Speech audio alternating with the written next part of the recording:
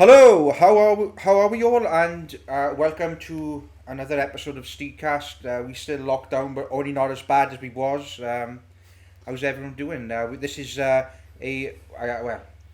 British comedy guide, a history of British comedy, a British comedy walkthrough, a British comedy watch through, whatever you want to call it, really.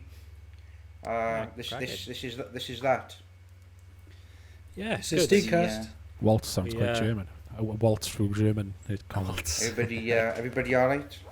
Yeah, we're not locked in our houses. We're just locked in our country now. I think isn't that the difference? Which is better. I think Darth Drakeford has loosened this up a little bit, but from what I read earlier, he's very keen to reel us back in again. He's very keen, Mr. Drakeford, to reel us ever that further back in again. From what I think I've he's seen. just keen to shit on He's boys. teasing us. He's dangling a carrot in front of us is what he's doing. And then he just reel us back in. He's waiting there. He's sat there. He's ready. He's prepping himself for the weeks. Political fallout. Give him a couple of weeks, he'll be locked down again. So whether he has to fucking reverse the decisions, isn't it?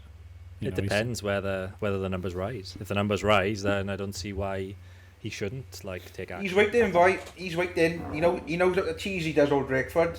Our fella. He knows. He's a big old tease. Absolute slut. Yeah, he knows what he's doing. He knows what he's doing. Tell me, son. You came to Mumbles, you didn't even come say hello. I didn't. Have they still got that big green apple thing there? I still. I won't go to Port Talbot if brown. I wouldn't. You couldn't pay me to go to Port Talbot. Oh, I'm outside of the smog zone, son. Outside of the smog zone. I'm outside of the smog zone. Have you got any of these sort of what I would describe as? I might offend people. The Port Talbot shit smell. Have you got? Have you got that? I don't know where that is. Every time we drive past, someone's always proper dad joke. Everyone's like, "Have you farted?" You know, it's that kind of thing. It's eggy, and it's super eggy. Like. Every time you tell me somebody who hasn't drove past Port Talbot and asks if someone farted, it's Welsh things. It's what we do. It's what it is like. Just Welsh things.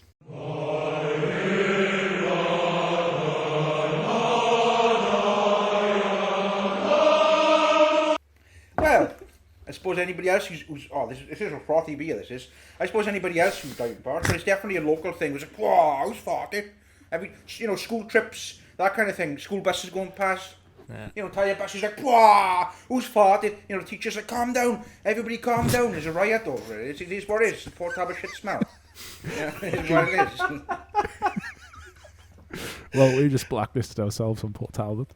I can't even live here anymore. I get chased out. Yeah, no. Thing is, they can't light the match to light the fucking torches to chase me out. Port Talbot is a lovely place. Home to the Port Talbot 3. Rob Brydon, Anthony Hopkins, and Michael Sheen. The Port Talbot 3. Yeah. Anyway, I'm gonna move on now. I'm gonna reel things forward. I'm gonna Mark Drakeford, anti-Mark Drakeford, and I'm gonna reel things forward. So yeah, this is a history of what am I calling it? History of British comedy. British comedy guide, British comedy skim through, whatever you want to call it. You call British it whatever the fuck you want, son. The comedy crawl. So, what I'm going to start with, and this is something that's relevant within our interest. Often when I've brought up British comedy in the past, I know that certain members of the SteegCast sort of group, the gentleman I'm speaking to now, they always mention like the laughter track kind of thing, and how that can possibly taint the enjoyment of certain shows and stuff like that. So I'm going to start talking about the laughter track, and then we'll be going through by the decade some of the sort of hits of that decade, or the defining sort of shows within that decade. Shows which everybody, I imagine, would have seen at some point. Repeated constantly.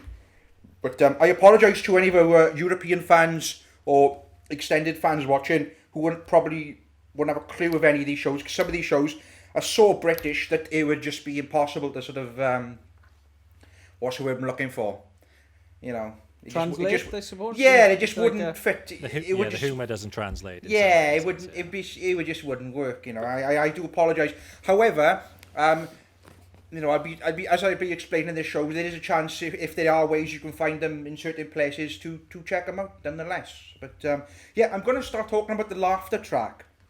The laughter track of which is the when everyone's watching. Sometimes it's not always necessarily funny. It's always there. And I'll tell you for this, right? I've had a couple of brews. I do apologise.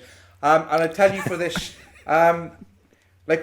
once you are aware of the laughter track, it is impossible not to notice it. That's it. It's Oh, in your it's fucking so brain. bad. It's so bad. Like, I was watching Black Books last night, and I didn't even realise the laughter track was there before, but now I'm aware of it. It's just, Manny's coming in and stuff, Bill Bailey with his skillet, and it's just like, oh my God, this is... It's not even It's funny, too much. like, Yeah, why are you laughing? so that was one I did. And then I think I didn't realise Alan Partridge relied so much on a laughter track. It's popping up everywhere, and it's getting to me. And now I'm aware of a laughter track. That's the end of it. So try and switch off when you're watching stuff is my advice, because once you're aware of it, it's like when you it's like when you finally hear Matt Bellamy breathing when you're listening to Moose. Yeah. the inhales and things. Just ruins every song. But let me. I'm going to a little bit of the laugh track. Right, what it is that I don't really like about it in things like I don't think Monty Python have it so much, but like there's certain British comedies that have it that don't need to have it because they are funny enough on their own. Exactly. Yeah. Exactly that. That's what I pisses think me off. things have changed and like tastes and stuff have changed. I think like obviously like stuff like Mrs. Brown's Boys has it, I think, but now you don't need a laugh Do track. they have it? Yeah, I think they must. Comedy has changed, isn't it? In general. Yeah, Mrs. Brown's Boys is filmed in front of That's a live live. audience. Yeah. Mrs. Yeah. Brown's Oh, Boys of is filmed in course, front of yeah. a live Of studio course it is. I audience. tell a lie. Of course it is. Yeah, they always have the audience and they do the bow and whatnot, don't they? Yeah, of course. But one thing I'll say on the laugh track, just to get this in, it's not a British comedy, but it is an example of how how a show depends on a laugh track. And I don't know if any of you have ever seen the edited version of an episode of The Big Bang Theory where they've completely taken out the laugh track. Yeah. I've seen it with Friends. It can sound quite sinister. It can often sound quite sinister with the laugh exactly. track. Like, Yeah. It kind of covers like up Friends episodes as well with laugh tracks and things. Yeah. And, It's because they leave the gap, isn't it, for the laughter? So when the gap is obviously when they take the laughter out, it's just Dead air, like. yeah, it's fucking weird. Yeah.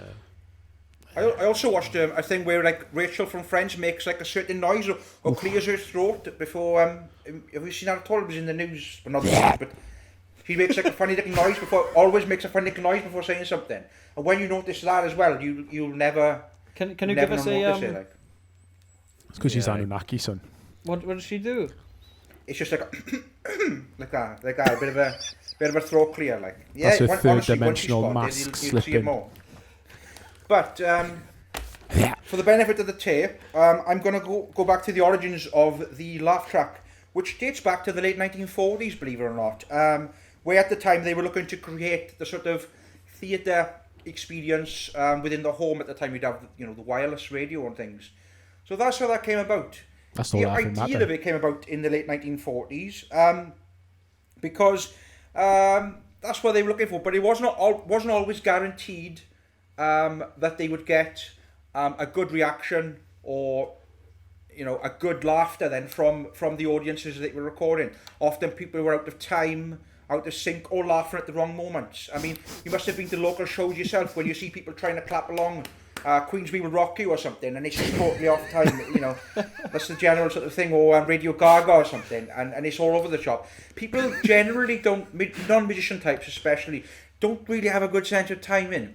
So I think that a lot of the cases with this was they were just laughing at the wrong moments or just couldn't get the right kind of thing.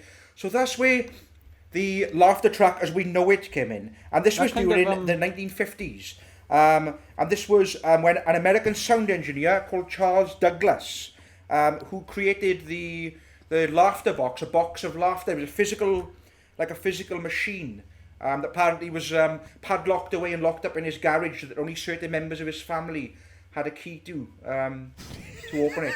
And, you're serious now. That sounds the curious box of as fuck, laughter, going, like. the Douglas box of laughter, and laugh at the you may will, but this box was pretty much seen in comedies for decades, from the 50s right up until the 70s. The same laughs. I was going to say, is that why it's the same laughs pretty much in a lot of stuff? It's the same laugh. You were hearing the same laugh. What you were essentially hearing is the Douglas box of laughter. Now there was another laugh track as well, which was created by Hanna-Barbera, which was sort of a rival to this sort of laugh track. So they had their own sort of laugh track. Yeah, basically. you can tell a difference as well. Thinking about that now, you can tell a difference. There's the Douglas laugh track and what they called the laugh box, and then when the Hanna-Barbera stuff came, the Flintstones, the Jetsons, all this kind of stuff.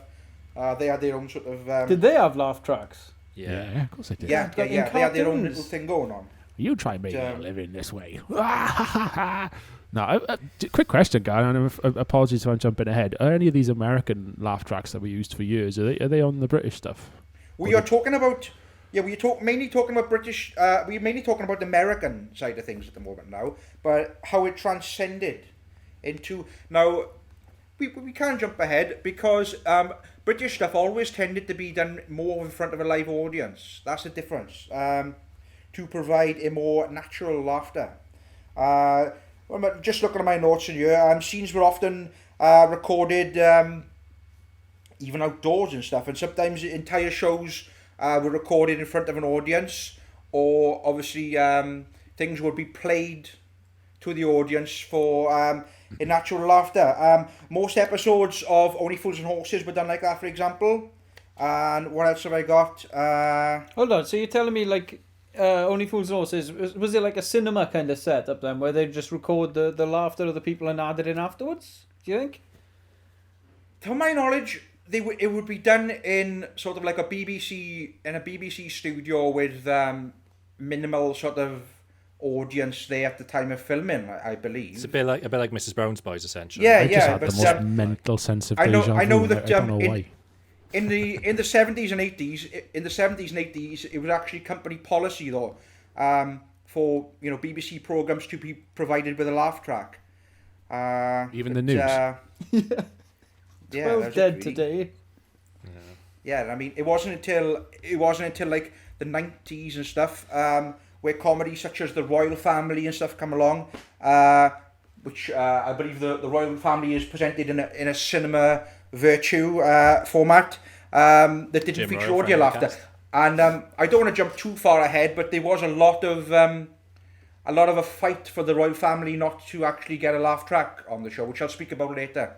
But during the 70s and 80s, the BBC was pretty much, it was compulsory to require a laugh track of some kind with the show. Yeah, but going back to what I was talking about, the Douglas laugh box, that was an American thing, and that was probably in all American sitcoms from the 70s right up till the 80s, if not, God knows when later even, I don't know. But you were pretty much hearing the same laughs in terms of American sitcoms and stuff at least. But as I say, I don't know too much about the British side of things. To my understanding, they probably used a lot of the same, I would imagine. Well, I thought that they pretty much used the same thing, but when I looked further into it, it appears that a lot were done with the studio audience. So that's something to look into, really. To give you a bit of background, so through the lockdown thing, I told you about I was doing studio audience bits online for different shows, and like Graham Norton, I had watched Graham Norton and filmed the live thing and all that. Well, I'd done one for a comedian on BBC Radio 4, was it? And during that, like, he went through his live set, and then at the time we were obviously laughing through it, but then he would repeat some of his jokes at the end, like, because they wanted to get his delivery better, but then they wanted us to laugh again to get a better laugh track on certain things, so they could have their own laugh tracks. That goes back to not getting the right kind of laughs and stuff. That's why they would have had these triggered laughs in, Yeah, so I think they do record like laughs still for these shows, and it wouldn't surprise me if they have like a preview in for certain sitcoms, and then yes, I think that's the case a lot of the time. Yeah, that's another thing. They'll have a little sort of like not VIPs as such, but they'll have these little sort of seminars and whatnot and show-ins of and things like. Yeah. But, I think it's not always necessary though. I've watched a lot of stuff and it seems very over the top and sometimes it's always there in the background, just very lightly in the background, and it's just like tittering away, isn't it? It's not needed. You don't have it in comedy films, so why do you need it in comedy TV shows? Good point. No. Because people who watch the telly are fucking stupid, aren't they? The only Only Fools and Horses not to have the laughter tracks in with the Christmas specials, apparently. Just looking through my brief notes. I thought the one where they went to America where he was mistaken for a gangster didn't have a laugh track either. That's class. I love that. Could well be. Was that the one where there's two Dells, isn't it? There's two Dells and That's a great episode, that is. I'm sure that didn't have a laugh track. I'm sure it didn't. A Touch of Frost didn't have a laugh track either. It should have. That would have been better. Yeah, but as I say, it wasn't until the 90s and stuff where you had them kind of shows come along that I think they started to do it, and things like the UK Office and whatnot, stuff like that, and many things have been inspired since to sort of drop that really. I think there are some shows on telly that could probably do with a laugh track because they're fucking shit. But what can you do? Any examples? Any examples? Dairy Girls, does that have a laugh track? I don't think it does. Dairy Girls. Dairy Girls. Line of Duty needs a laugh track. No, there's a lot of shows that, not to jump the gun too far there, but there's a lot of shows out at the moment that I've totally gone over my head. Things like Friday Night Dinner, Dairy Girls is another one. Shows that I've just never seen. Outnumbered? Do you ever see Outnumbered? Outnumbered, never really seen that. Never seen Gogglebox. Gogglebox crap. I can't. Gogglebox is more of it's more reality TV. Reactionary, isn't it? Just watching and discussing. And again, that was originally voiced by Caroline Ahern from Royal Family, and then it was obviously she died sadly, and Craig Cash from Royal Family took over on the old. So it's kind of a Royal Family reference within itself, really. We got a fan anyway, boys. I'm not a fan of Gavin and Stacey. I don't know if that's an unpopular opinion. We'll be speaking about that later. We'll be speaking about that later. later. We'll get on that later. We'll be speaking about it later. I'm going to start through the decades for now, though.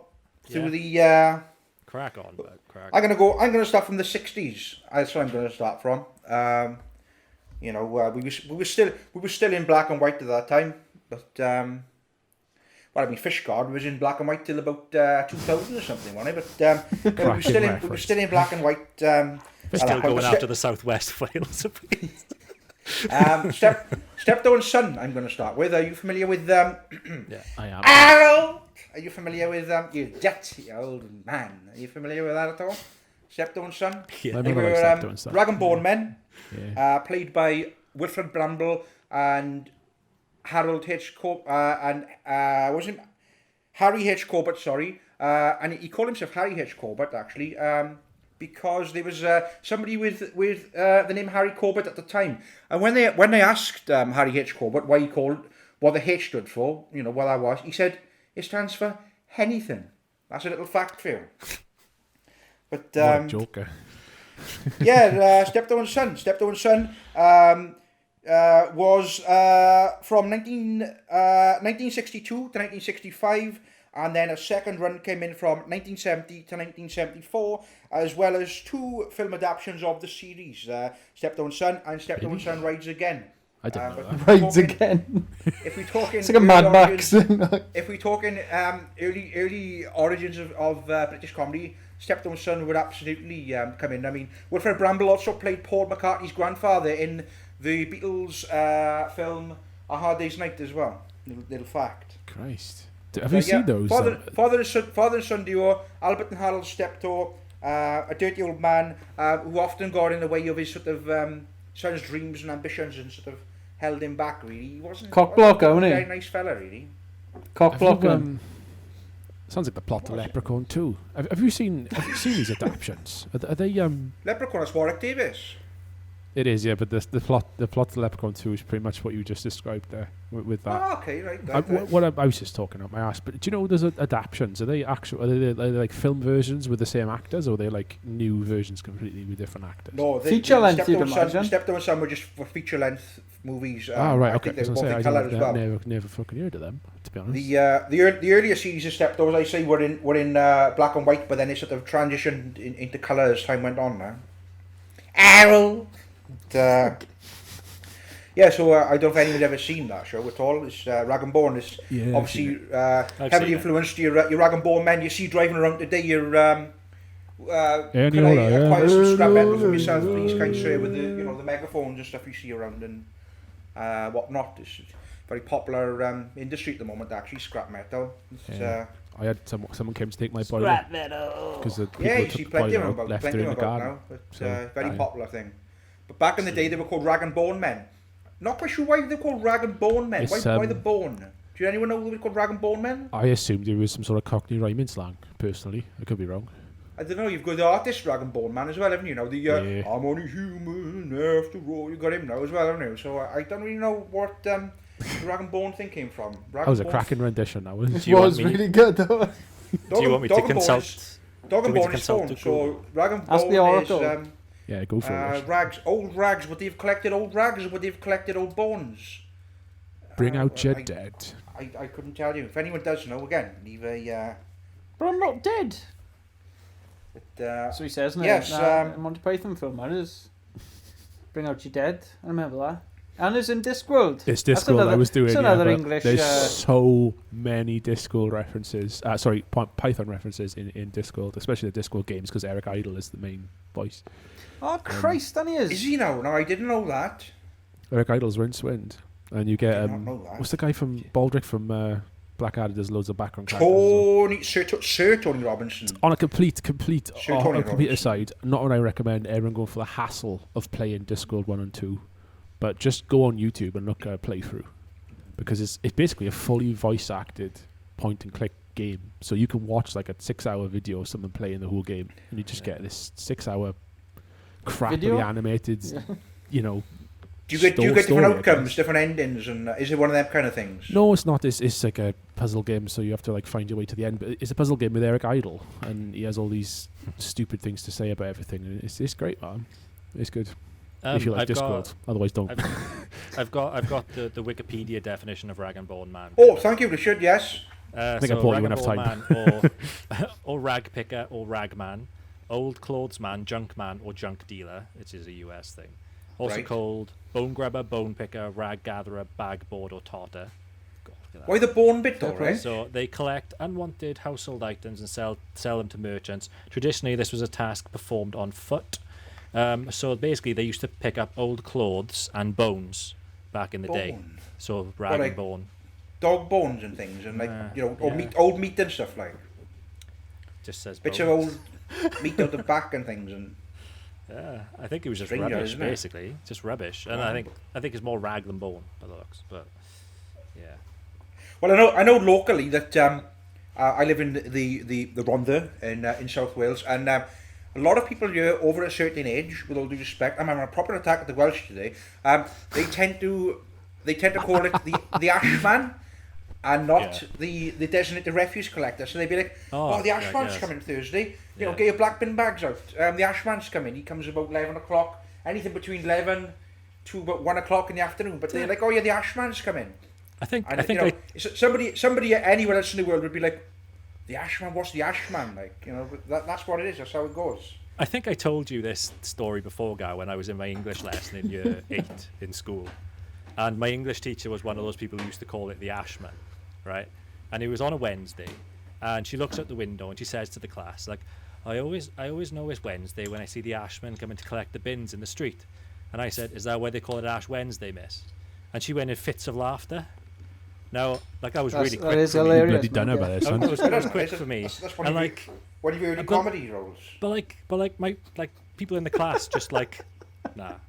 So it's like, Well, it fell on deaf ears, possibly. but she brought that up in That was like our teacher time. Did she really? yeah. What's the next one? The next thing we're going to move on to get while Sean's eating his sarnie, is, I mean, this is extremely iconic. Dad's Army. I mean, I imagine you've all seen Dad's Army at one point.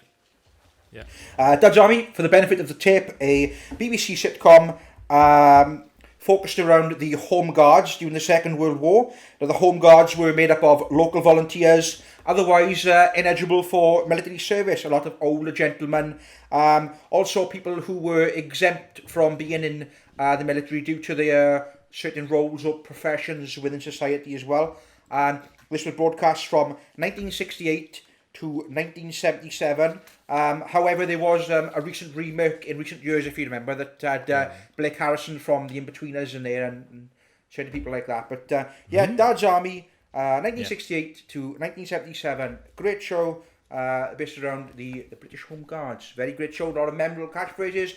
Don't tell him Pike. I mean, if I was to shout that out, most people would know what I was talking about. Great show, very great show. Good performances from Mo Clive then. Permission to speak, sir, permission to speak. You know, it's a great show, what can I say? Is that what that's from? I didn't realise you'd... What's that, sorry? But is that what that's from? I didn't realise you'd borrowed that like catchphrase. You say that. No, not necessarily. He just, I know Corporal Jones always asks for permission to speak before talking to Mr. Mannering, Captain Mannering. He was a butcher, I believe, wasn't he, Corporal Jones? So they all had professions in it. Captain Mannering was a banker, I believe, and I can't remember what their professions were. Yeah, Jones was a butcher because they often turned up to their little outdoor exercises and stuff. They often turned up in Jones's butcher van and stuff. Maybe Richard's familiar with Dad's Army at all, a bit more. Yeah, maybe, not so much. Like I have watched it, but it wasn't one of the main ones that I like to watch, to be honest with you. But I did watch it when I was younger. I know that it was on the same time as the usual ones you get on like UK TV, basically. Gold, isn't it? Those three. you always had the old air raid siren at the end. At the end, didn't they? I always enjoyed the end when they were sort of like walking along and crack. I used to love the intro of that and the ending and whatnot. Again, that's a show that originally started with some black and white episodes and then slowly moved into colour.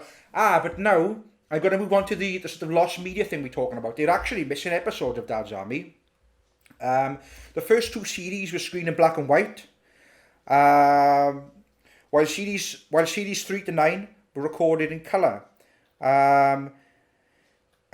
Even so, one episode in series 3, the episode called Roop at the Bottom, formerly only survived in black and white and remains on the official DVDs in that form.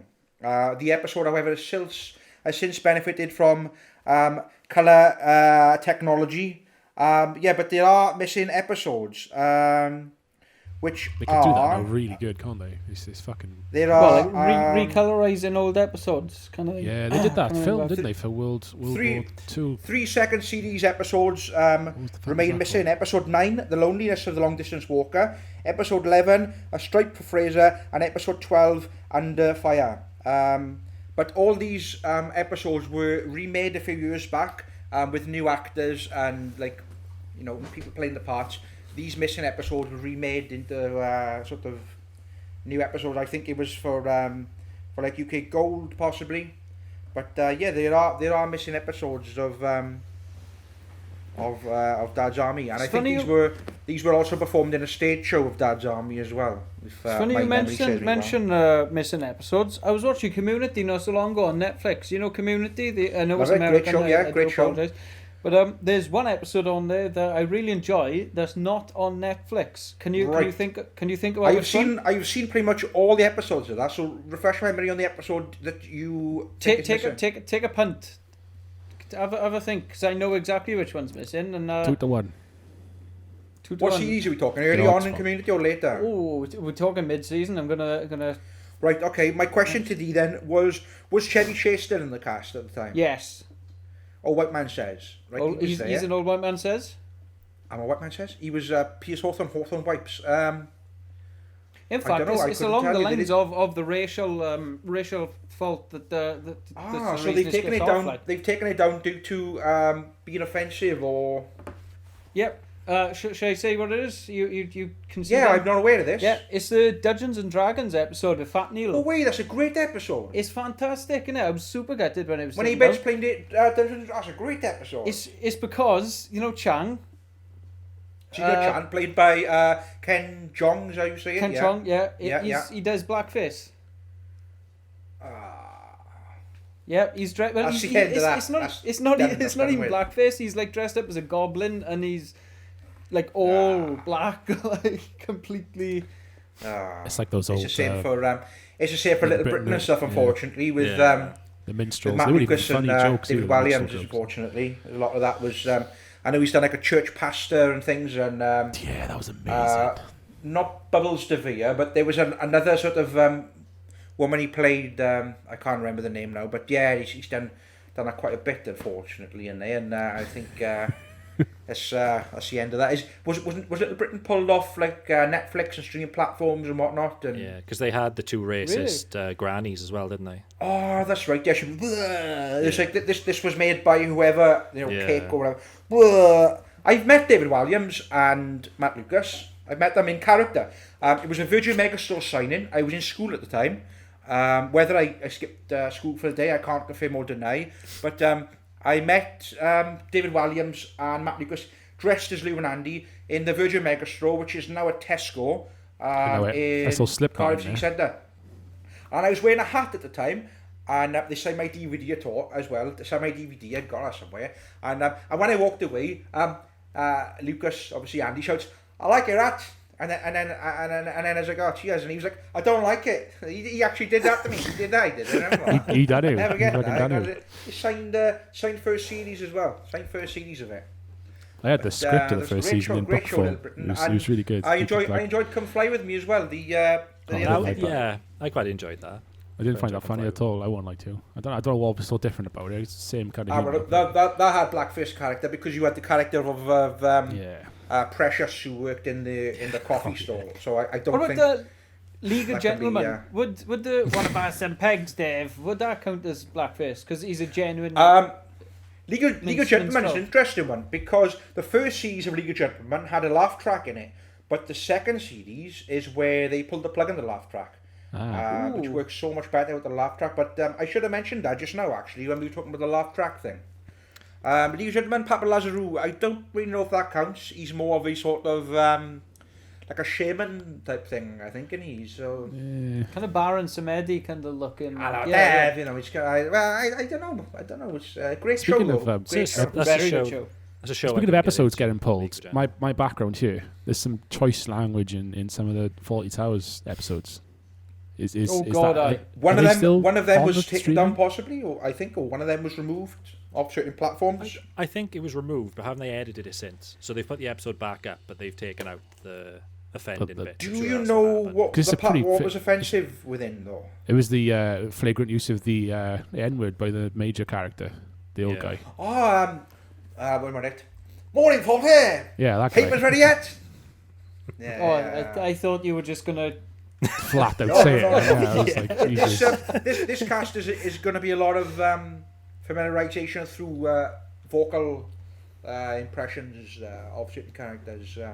It'd be all too easy to just say, "Oh, Betty" and things like that, wouldn't it? But that's it though.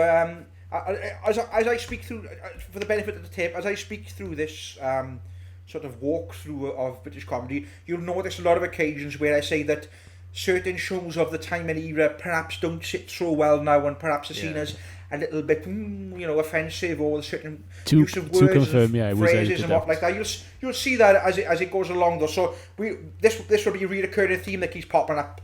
What we are talking now. Basically, it is what it is now. Things are getting pulled. We're fully aware of that. We different times, isn't it? Different times, but basically it's different times. But, I got an article here, Consequence of Sound, randomly.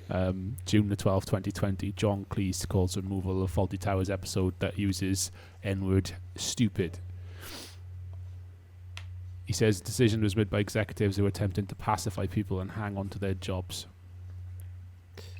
He's very outspoken in modern British humour, John Cleese, because he said old school as well. He said long ago that the reason he left the UK was because Britain had lost its sense of humour, basically, and that they were censoring everything left and right, and you couldn't do the jokes you can do. I can get where he's saying, but then there are certain things which are deemed offensive. It just hasn't aged, is it? It hasn't aged with the rest. I've been moving on to that heavily in about 5 minutes time, actually. It's the Germans episode as well, isn't it? So it's like proper famous episode. Don't mention the war. That's one of the best ones. I know, yeah. It's just got those random racist major right at the start of it.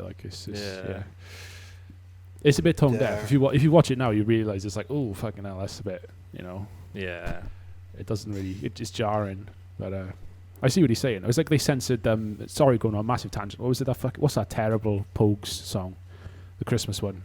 Fairy Tale New York. Fairy Tale New York. Yeah. Yeah, like they've taken words out of that as well now on Radio 1. I believe when it was played on the radio last, it was "You're cheap and you're haggard." It was changed to, but Kirsty MacColl must have originally recorded different parts though to be able to fit the cleaner version of it in, so there must have been a different take at least to use the vocals of. It must be, obviously.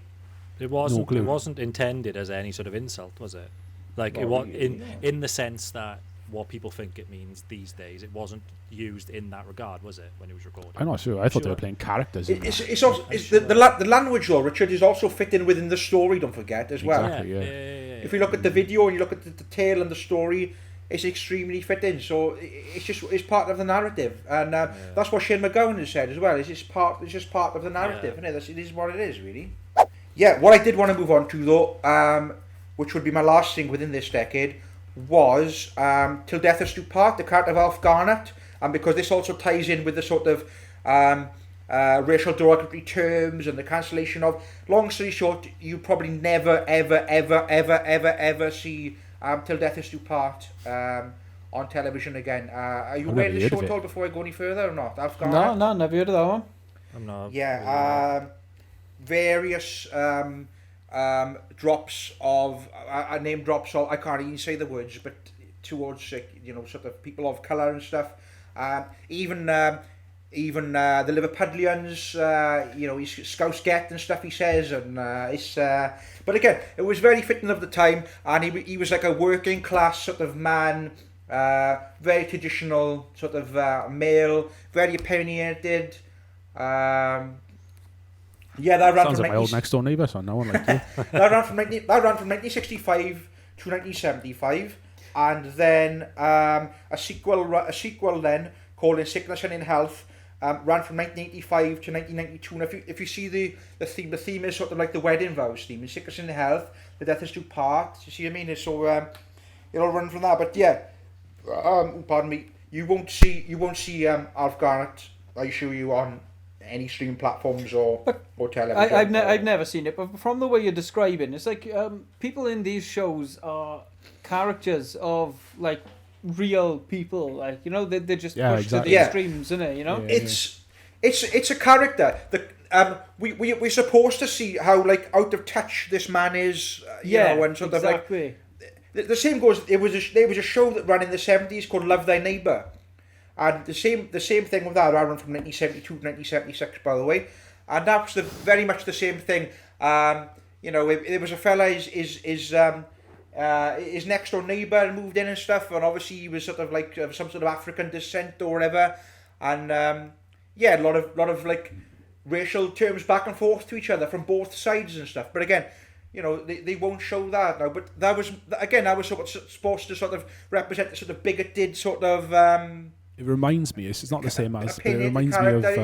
It's the character basically. So it's not necessarily racist as such because it's a character and it's supposed to get us to sort of understand. Showing how ridiculous it is. Like It reminds me of like skinhead types who like watch This Is England or like American History X, Romper Stomper and all those types of films, and they think it's great, and they completely miss the fact that it's it's the exact fucking opposite.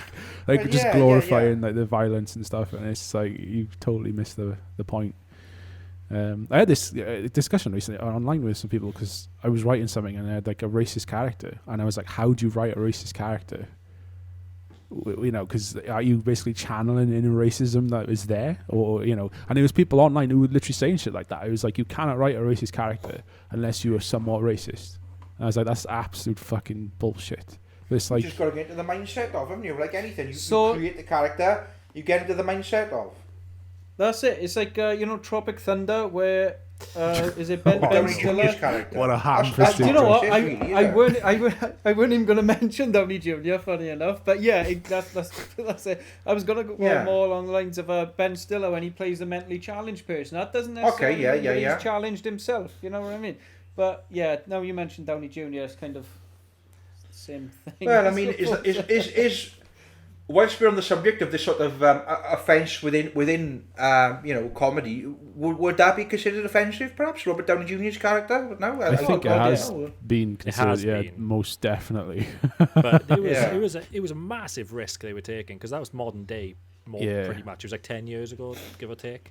But I think the thing is though, he was parodying something like that, perhaps. Again, it's a parody of that type of character you would get in those action films. No one calls out Trauma's War from the Trauma guys who did the exact same thing. But it's Trauma because this splatter is fine. But all they were doing was taking the tropes. Think of the the token gun-toting black guy, like from like Predator and stuff. Yeah. It's just like it's that where it's taking the piss out of. Not them defending it, but like It's like Black it's Dynamite. no. All It's those a movies take the piss out of it. Yeah. I know those blaxploitation though, and they're full of black actors, and it's different. So it's like it's True.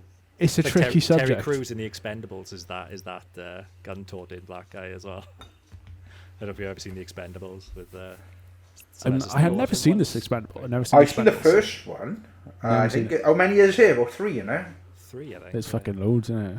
They're I don't enjoyable. know. They're nothing like amazing, but they're just sort of enjoyable popcorn flicks. Like. So yeah, just to recap, I think that's what Tropic Thunder were trying to like, take the piss out of. But I think it didn't really hit the mark, to be honest with you. Not them defending that, but there we are. I'm just, I think that's what they were going for. Myself.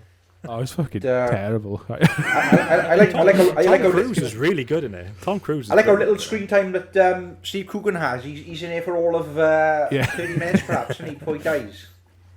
Old Mr. Partridge. I watched it once, hated it. Watched it a second time, loved every second of it. It's fucking brilliant. It's the same in Hot Fuzz, isn't it? Steve Coogan's like 30 seconds in total. Yeah. That's Screen right. time. Yeah, small cameo. Oh, my whiskey just went down the wrong wall. I'm dying. I will move on to whilst we're in the decade and the right area. I will move on to Monty Python's Flying Circus though, which aired on the BBC in 1969. Nice. 4 series was made up, and obviously we're fully aware of all the film that spawned from. But Yeah. Monty Python Flying Circus. I mean, I imagine Richard has Cracking. watched that quite a bit. Tom has watched it. Yeah. Sean, you Pining that for the much, or- fjords. It's fucking great. I love Monty Python. I am typical like the Yes, person you see. Oh, I love Monty Python. Can you like name one mean- sketch from one episode and they're like crickets? Well, I mean, it's heavily influential, no doubt, I suppose, to the whole umbrella of British comedy. There was a lot of silliness in the Flying Circus, though. Yeah. There That's was. the point, though.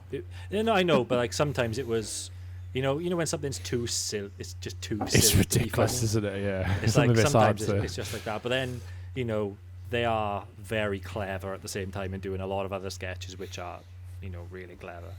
So I think that shows through more in the films than it does in the TV show. That's what I think anyway. There are some very notable sketches though. Spanish Inquisition.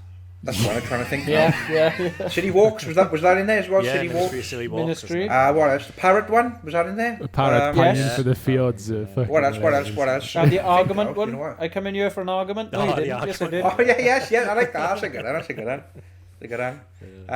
I watched the thing they did not too long ago on when they all reunited and stuff, and a lot of them sketches they redid for that as well. Thing is though, the one who was like the most dead-faced kind of deadpan-faced one, was it Chapman?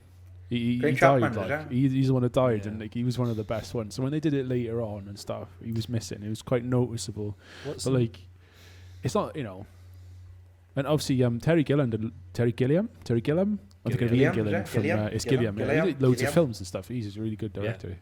So I'm he did sure- Fear and Loathing in Las Vegas. I'm sure Graham Chapman didn't all the Pythons say that he was the best actor of them all. Like I think that's why he always had the lead role in like the Yeah, Yeah, Brian, he was like wasn't the he? main bit, wasn't he? He's Yeah. always the main guy. Like so, not the Yeah. of supporting actors. Really. It's like the Steegans, isn't it? You know what I mean? Yeah, like I us, just went really. there. I compared us to Monty Python. There we go. Like us, really, yes, like us. Yeah, compares to Monty Python. Fucking hell. Eric Idle's my favourite Python, I think. Like, I like Michael Palin as well, but he does a lot of serious stuff, doesn't he? Michael Palin, he does a lot of He documentaries. does a lot of your travel documentaries, Yeah, don't forget, exactly. doesn't he? Or Dad got loads of Michael Palin books, like travelling books. And Michael Palin around the world. Diversified mind, haven't they? They have all diversified. Who do you reckon's done the best? It's got to be either Fry or. Fry? Fry. Yeah, What? I Stephen thought Fry? myself- sorry. Hello, Shirley. I'm thinking of a different fucking group. No, You're Christ. thinking of Hugh and Laurie's son. I know. You're I've thinking of even got Blackadder. fucking- Blackadder's Christ coming alive. up some, not yet. I think I'll hold my horses till then. I think Terry Jones is probably the most obscure. The rest of them have done quite well. Not them saying Terry Jones hasn't done. Is Terry Jones the one who does all the animations? That was Terry Gilliam, I think, wasn't it? He was like he was like, you know, Richard is for us, and he like does all the He's technical the big red shit. of the operation. I'm pretty sure Terry Gilliam was. Let's have a look. I'm gonna Google they basically done all that themselves. Didn't Terry Gilliam? He did loads of the music as well. I wasn't that his. I'm not sure Because I'm sure I know he did. I know he was like he did all the cartoons and stuff. He did the stuff for Spam a lot as well. I remember. That was maybe Eric Idle's sort of brainchild on his Spam a lot. I think Eric Idle did the lyrics. Didn't he write the actual song, the lyrics of the songs? But I'm sure. Yeah, well, he did. I could be completely wrong on this, but he did One Foot in the Grave, so let's not forget. He did, yeah. Which will be coming up later. I think going back to your question on who's probably done the best. So I would say it's either a toss-up between John Cleese and Michael Palin. I'd say it's going to be one of those two. Well, I mean, Cleese and Palin are household names, like, let's be honest. Yeah. Terry Jones was a bit of a not background guy, but with Terry Gilliam, he co-directed all 3 of the films with Terry Gilliam. He also wrote the original draft of Labyrinth, the movie. Random. And just random shit like that. I could go on. And he's Welsh. Did they actually do all the animation themselves? I'm pretty sure Terry Gilliam did it. I'm almost certain. certain. One of the Terrys did it. Which one? No, Terry confuses Gilliam. me. One of the Terrys did it. Well, don't forget, in the Holy Grail, one of them died, so they had to erase the monster. Don't forget. Well, yeah. It's one of my I know. film, George Harrison had a lot to do with the funding, didn't he, of Monty Python's Life of Brian, didn't he? He was a massive fan of Monty Python. I'm sure he's got like a very small like background scene. It's when the guy comes out of the rock, I think, the hermit fella. I'm sure he's George Harrison is in that little scene by there for a brief second.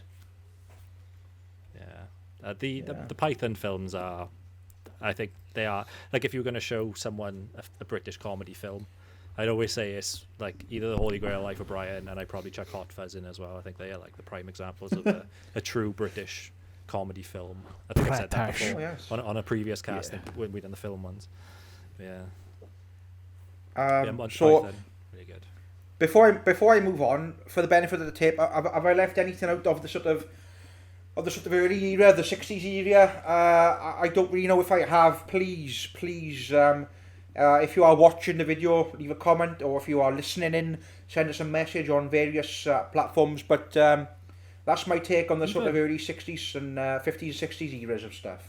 Even something like a hidden gem that we've probably never watched. Like there must something be something could have flown completely under the radar. There must be something that there must be something I've missed. I imagine, and I profusely apologise if there is anything that I have missed. I really do apologise. It probably is to be honest. But I've gone right up to the late 60s now. So and this is Richard's speciality by year. Oh, I'm now going to enter the 70s, where we had two little chaps, the two Ronalds, the two Ronnies. So this is where things start to get good. The Two Ronnies sketch show aired from 1971 to 1987. I didn't realise it ran for so long. Of course, starring Ronnie Barker and the beloved little Ronnie Corbett. Somewhat a variety show. Also included sketches, sort of like serial stories and little things going on. As well as various musical numbers and finales as well. I know Richard very much enjoys Two Ronnies and is very familiar with the work of. So we're going to talk about the Two Ronnies. Let's get them in here. There's a comedy cast, the Two Ronnies. There we go. Yeah, Two Ronnies. They are, like, for me, you know, like when we do these little SteegCast sketches that we produce and all that, I aspire to have sketches as clever as Two Ronnies one day. Like I was on anywhere near. Clever. They're not anywhere near the level of Two Ronnies currently. But one day I want really clever. It's just the comedy. It's the wordplay. It's sort of innuendos. It's sort of. It's so clever. Innuendo. It's. Yeah, exactly. It's. But yeah, the comedy is very clever, and it's just.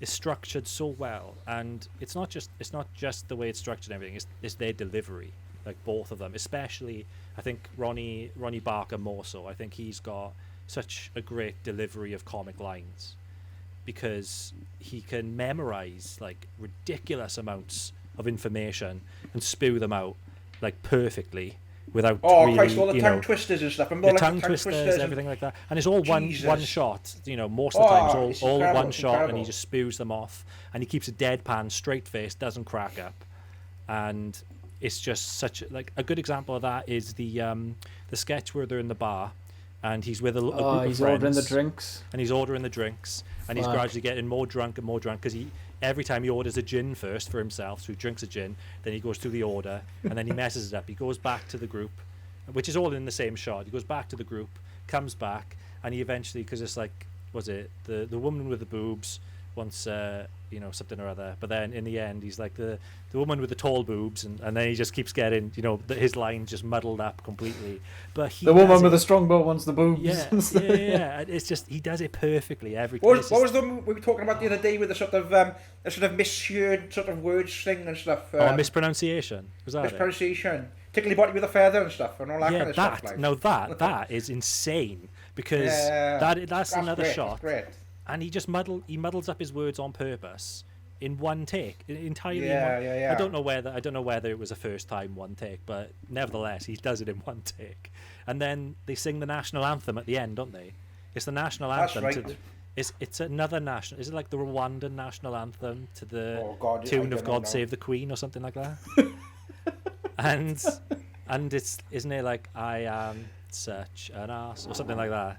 No, that's the American national anthem, isn't it? Is it? I can't remember. But yeah, they like messed that up completely. What? If there's any Americans watching, they will be fuming. No, it's all other countries have inadequate potassium. Yeah, and obviously probably the most famous Two Ronnies sketch is Four Candles, I would imagine. Absolutely, yeah. Absolutely, Four Candles. And even that's just wordplay, but really clever wordplay. Handles of forks, mate. He's like me.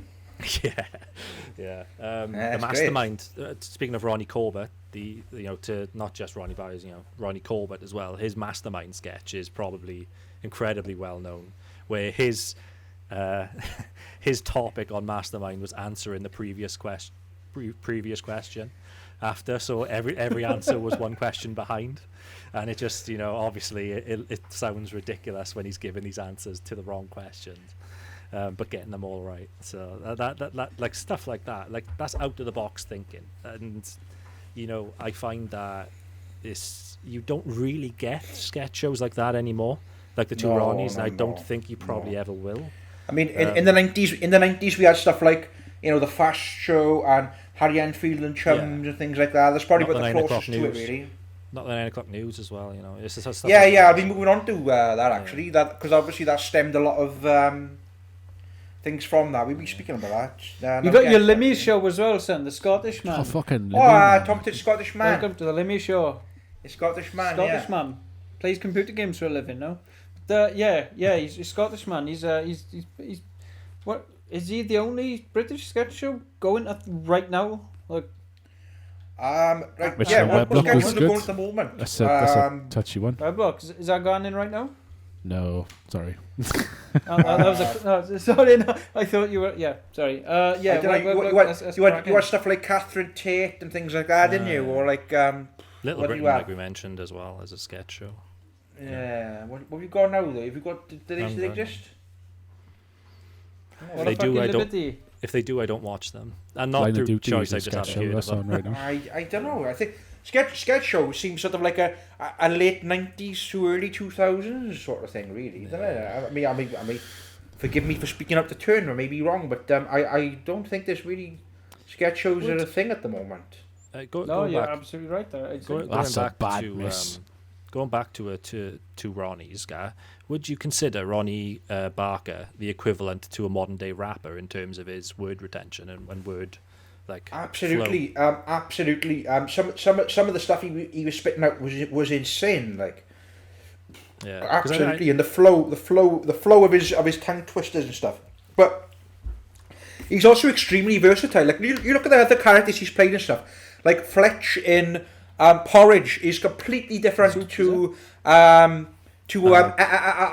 in Open All Hours. It's so different, but it's the same guy, but it's completely worlds apart, different characters. Like, so extremely versatile. You'd never think like they were the same actor. Like it's Yeah, very, very, very, very versatile. Yeah, they did. The Two Ronnies did come very back versatile. briefly in the early 2000s. I think it was 2004. Two Ronnies sketchbook, yeah. Two Ronnies sketchbook, which and was... it was just a look back, wasn't it, essentially? Yeah, just a look back at some of the material, really. A sort of like the mid-2000s sort of thing, I think. It was really... And I think Ronnie Barker died, really, not long after. No, Ronnie... really, as well. Yeah, Ronnie Barker died not long after that, but he looked really ill on that show. He was very quite thin in sad, there, yeah. He was very thin, bless him.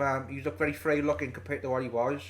He was always a larger type of character, wasn't he? He's very frail looking in it. Yeah. But, remember the one Ronnie we even had? We had the one Ronnie, didn't we, at one point? We had the... my Blackberry's not working, didn't he? And he's like... he did that with "Have Harry you tried Enfield. an apple?" Remember that one? Yeah. It was with Harry Enfield, that wasn't it? With Harry Enfield as a shopkeeper, yeah. Xbox 360, wasn't it? Remember that one? Blackberry. Have you tried an apple?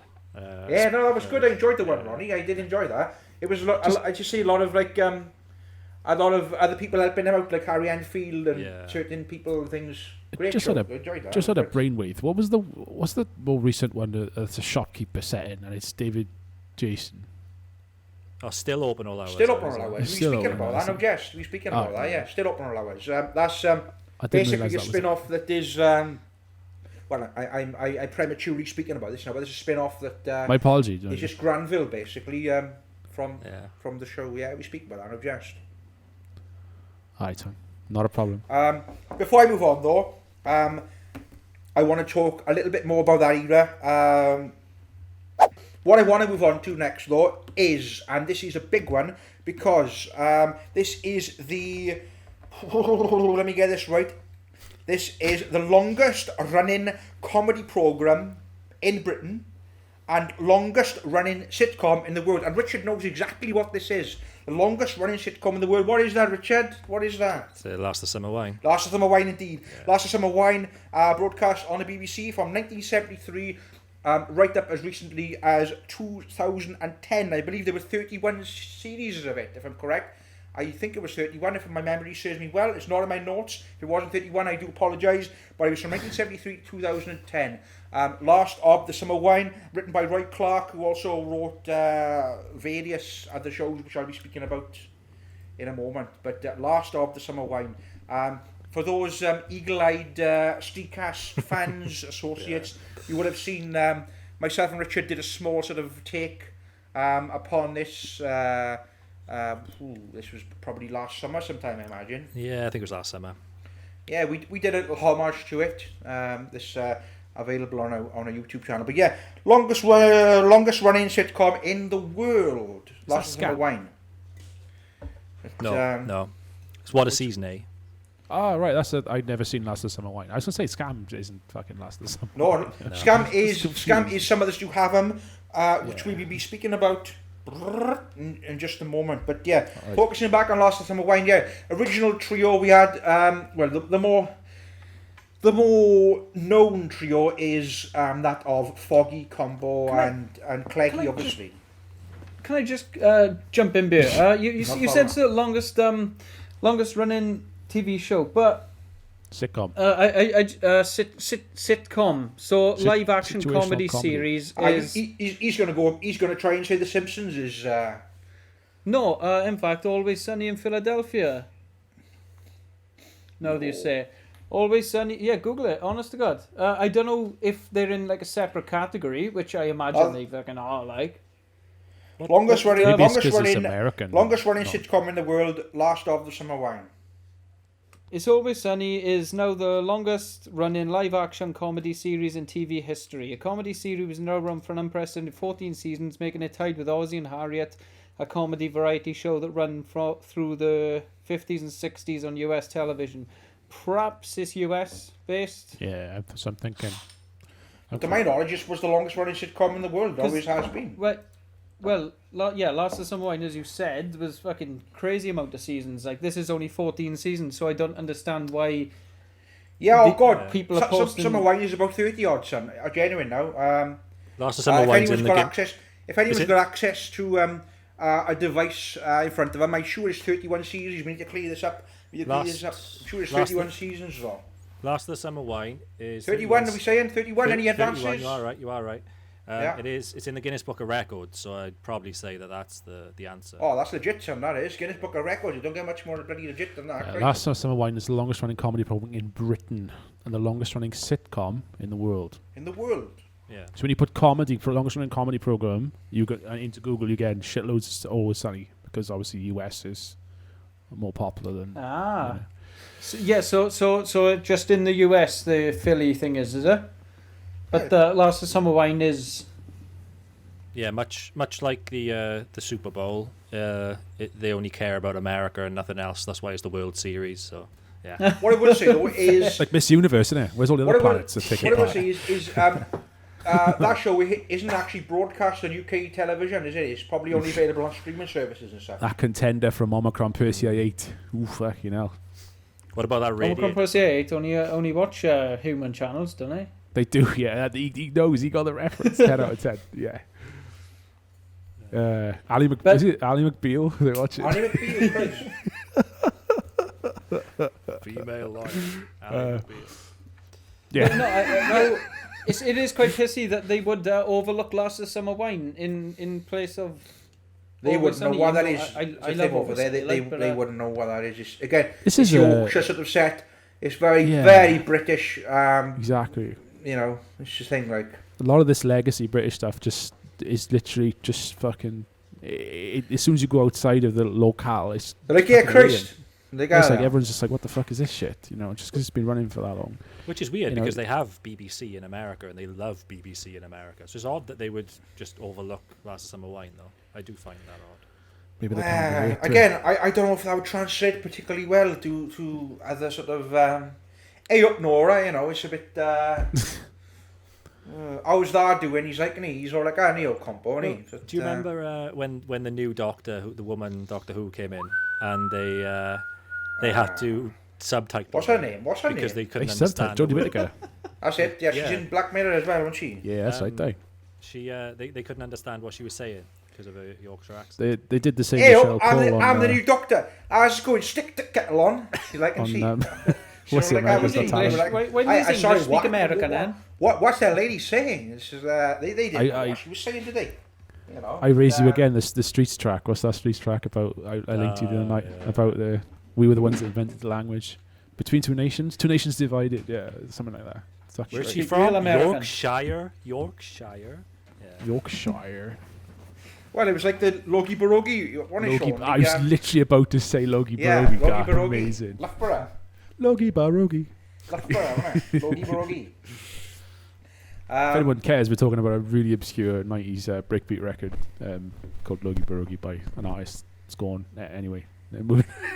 Yeah, so I know we mentioned it. I know we mentioned it earlier, but I'm now gonna talk a little more in detail regarding Fawlty Towers, which ran from 1975 to 1979. Now there are only 2 series of this, but it honestly feels a lot more than 2 series. Yeah. It really does. It feels so much more. There's only ever 2 series made of it, though. It was constantly on telly, like constantly.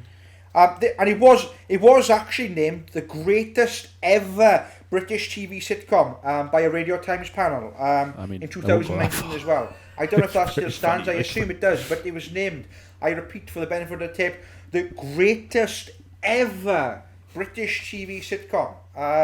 So it's ranked pretty highly. As you can see, 2 series of 6 episodes, and it always pops up within like the top 5 of favourite sort of comedy shows ever. And as I say, it's ranked greatest ever at one point. So Fawlty Towers starring John Cleese, Connie Booth, Andrew Sachs, and whatever Polly's name is. Can't remember her name. Sorry.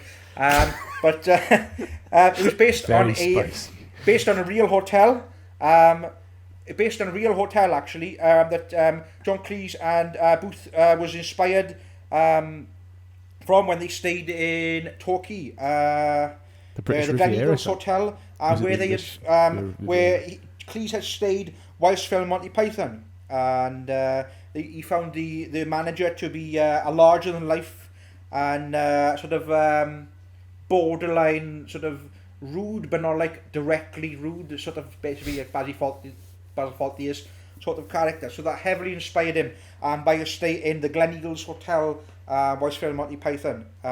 Although set in Torquay, most of the filming locations actually took place in Harrow and Wembley. Harrow? And there was the street where the sort of the whacking with a branch and stuff. That was sort of like in a London suburb as well. So yeah, I don't really think any of it was, to my knowledge, was actually filmed in Torquay. But I don't think anyone from London has actually been to Torquay, is they? Yeah, the hotel itself, or the building, was actually a golf club in Buckinghamshire, Woodburn Grange County Club, which actually burnt down in the early 90s and has since been demolished actually. But that was the building, so it wasn't actually a Torquay hotel. But great show. I mean, we've already spoke about 40 Towers. What's what else is it to say about it? It's a great show. Always ranked high.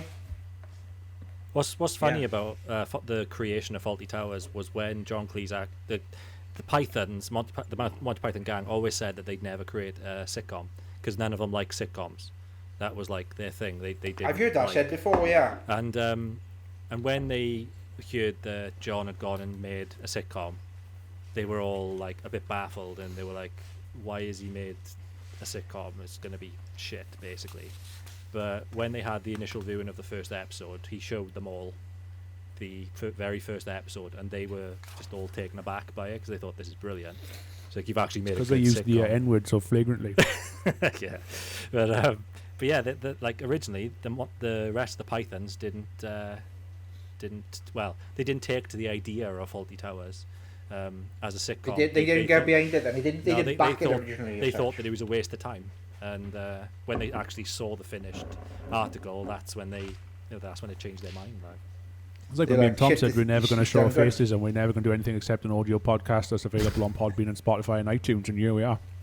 Yeah. Many sketches later. Our YouTube channel. Yeah.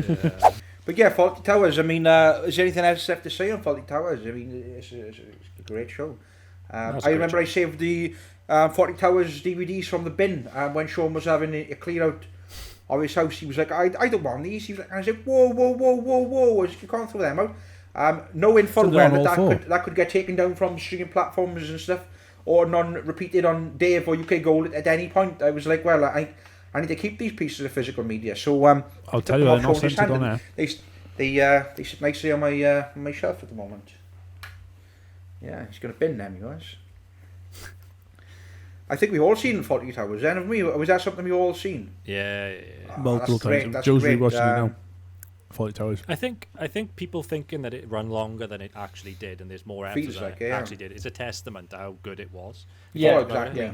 You know, I think as well. Sometimes with shows, it's a case of the longer it goes on, the sort of the momentum will go and go and go with that. It didn't get chance to lose momentum. It just permanent high, and that's great. That's a great thing. Mr. Bean was the same, but I know we'll get onto that later. But that's another example of how you just have a short run. There's also been no stupid comebacks or like reunited. You know, it's like Fawlty Towers one-off episode like fucking 20 years later. That's never happened either, is it? He did the character for, was it a Specsavers advert possibly? Did he? And that's about it. It's a weird thing for him to bring him out to retirement for. I know he did the character in around 2018, 19, something like that. For I'm gonna say Specsavers possibly. Wonder if he saw that it was because he was hitting the wrong car with the branch. Wasn't he? I remember the advert. Yes, I remember this now. Yeah, that's it. But again, that's not really a new or reunion or anything as such. It's purely he just sort of played up to the character in an advert, really. So I don't even know if it was I don't even know if it was the Basil Fawlty character. It was just John Cleese doing it. Yeah, not particularly. You know, it was just John Cleese, I think, really. When it wasn't like, this is Fawlty Towers or whatever. You know, he was whacking a car with a branch as you would have done, you know, all them years ago, sort of thing. I love Fawlty Towers. It's fucking great. But it's a great show. It's got my seal up over. I like the one with the Germans one, obviously. Yeah. And this, I can't remember which one it is, but like for some reason he won't let like two people that are not married sleep in the same room. and then it's just like this. Fucking all these like people around the place. It's just chaos. And then there's another one when his wife's in hospital, and they're trying to run the place without her. It's just cut on edge. That's just. Is that the one with the kitchen catches on fire? Actually, is it possibly? You know what? They all kind of blur into one. And I'm sitting here like I'm some sort of expert on it, but I'm not. Like there's one. Isn't there one with a rat as well? Yes, the rat. Yeah, oh, there's like a chicken in it. When the cook is drunk. I think that might be the one when the wife's in hospital. The cook gets drunk. Yeah, that's the fire one, I think, isn't it? Yeah. They've got to run the kitchen by themselves. Yeah, that's fucking great, man. The moose as well. Remember the old moose when he's like, I speak English. I learned it from a book. And he's, very good moose. Yes, very good. You say, don't you? The old moose on the wall, innit? The old moose. Oh, can you speak English? It's been put on the desk. 'Cause it keeps falling down, doesn't it? That's right. The old on the plinth thing, like. Great show. I'll move on to Open All Hours next, though, because that was mentioned previously. Yeah. That aired in 1973, ran to 1985. Again, didn't realise that Open All Hours ran for so long, and it's to some extent still exists, because the sequel still Open All Hours, as Sean mentioned. The sequel to Open All Hours, still Open All Hours, starring David Jason. That began airing in 2013, and that's still going. It's regular. Forgive me for being if this is a stupid question, but was he in the original one? I've never seen the original. Yeah, he's Granville. Yeah, Granville. So you had Arkwright, who was always like Granville. You had a bit of a stammer. He did. He had a bit of that was his thing. Like he was a stammering shopkeeper, and Granville was his assistant. Obviously, the late Ronnie Barker passed away, and then Granville is seen some years later as taken over from Arkwright and running the store. A lot of the original cast are actually in it. A lot of the old actors who were, in that, as well as Johnny Vegas as well. Monkey! I've been still Open All Hours now, Monkey! Got myself a new gig! He's in there. God, a fucking ambulance. Johnny Vegas is in there. And who else? A few other people from like Goodness Gracious Me and stuff are in there with him. And a couple of different cameos and stuff. But, yeah, still Open All Hours. I'll enjoy that. Was that David Jason's big break? Set in a grocery store, and was that David Jason's big break? Was that his first big role? I think I can't confirm, but I want to say that that's certainly the first thing I've ever known David Jason to be. I thought it was. Tell you what does big roles is the burger. Well, as I say, it was 1973, so. Unless he was in anything smaller, like TV wise before that, I don't know. I'd need to specifically look into David Jason's acting career before that. But IMDb as far as I know, let's go. That's the first thing I would say I remember. I wasn't born then. Richard Allen, I'm sure. The first thing I know of. Yeah. IMDb David Jason. Let's go. Are you on it, Rich? Because I'm typing it around. Speedrun David Jason's career. Speedrun. The pilot episode. He was in a few things before Open All Hours. But, he was also in the Darling Buds of May in the 90s. He was a Touch of Frost. He was what else really? Touch of Frost is great. It's like proper noir. We know Del Boy. It was like proper noir, wasn't it? We know bloody know Del Boy. What else was he in? He was in. He had a saxophone in the theme song. Touch of Frost. Touch of Frost. Big fan of Touch of Frost, I used to watch it all the time with my parents. Yeah. So this is a conversation I had with my dad not too long ago. Is why was David Jason never big in America in the same way that you get like Michael Gambon or Ian McKellen or Patrick Stewart? Because I know he's not a thespian or anything, but like, you know how if you wanted like a British comedy, like an older. It's too British again. That's my opinion. Like he was never in any like big Hollywood films where like if he was he would nail the role because he is that good at his comic delivery and stuff, so you wouldn't nail the role regardless. He was Rincewind, didn't he? But you never saw it. Doesn't he play the dad in Arthur Christmas? I haven't seen that. Arthur Christmas. Sounds familiar. If so, then I think that probably was quite. I say yeah. I'll sign off on it. Unless I'm wrong and I just haven't seen the right films. Yeah, he played The Quack Rincewind, casting the back Quack the is a nice Discworld spruce, again, son. funny enough. Yeah, he did. He played. Well, this is what I don't like about those TV adaptations of Rincewind. He played Rincewind of Discworld. He plays Rincewind in The Color of Magic, but then he also plays Death's assistant is Albert in the Hogfather. So he plays two different characters. Oh, the Hogfather, Discworld. yeah, Same that's right. That universe. was Sky One here, that So wasn't it fucking fries my head a bit, to be honest with you. The Hogfather's Sky One show, wasn't it? Terry Pratchett and It's Discworld. not good. I love Discworld. That I is never not a watched good Hogfather. adaptation. It's like 4 hours long. It's fucking ridiculous how long. They it need to is. do a Night Watch box. Night Watch Men. I forgot what it's called. One of the Night's first Watch. series. Guards. Guards. Yeah.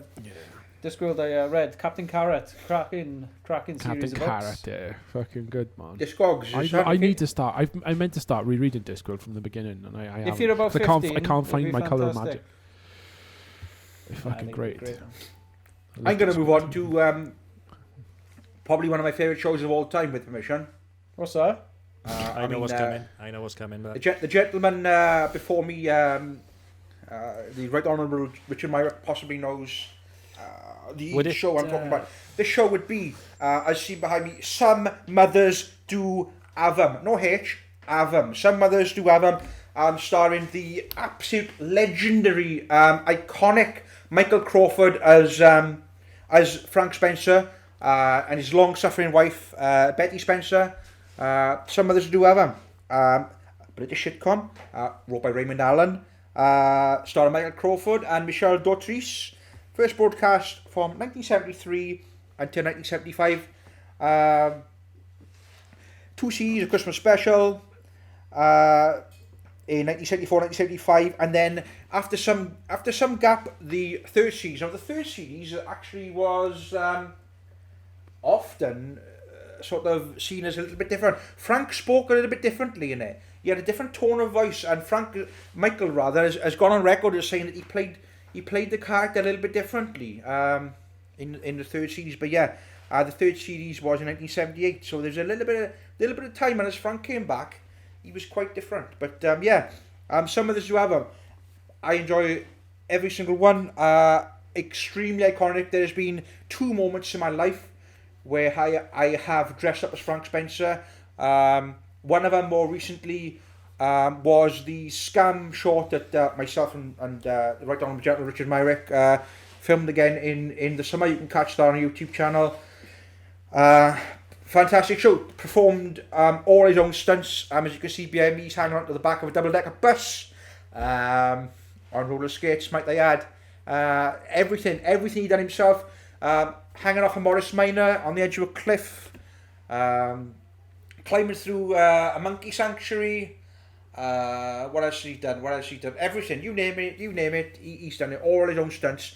He even did his own stunts it was a 2016 Sports Relief sketch, which actually starred my buddy Boris Johnson in there as well. But yeah, he even did his own stunts in that. And at this time, Michael Crawford would have obviously been a lot older and less agile, perhaps, than he would have been. Still did his own stunts in it. I don't think he did all of them in that. I think he did most of them, but not all of them. I think there was one bit in particular he didn't do. Yeah, but there was less of an extent of stunt, though. I think in this one, really. Was he on roller skates? And he was on roller skates yeah. on a track, on like a roller track thing. He was. Bradley Wiggins was in as well, I think, wasn't he? And who was his daughter?